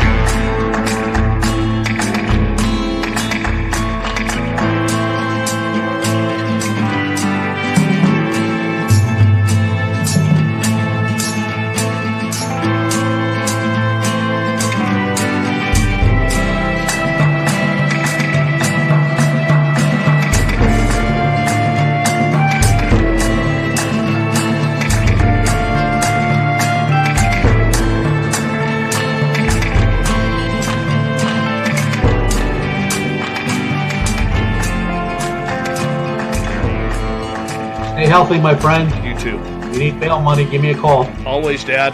Take care. You too.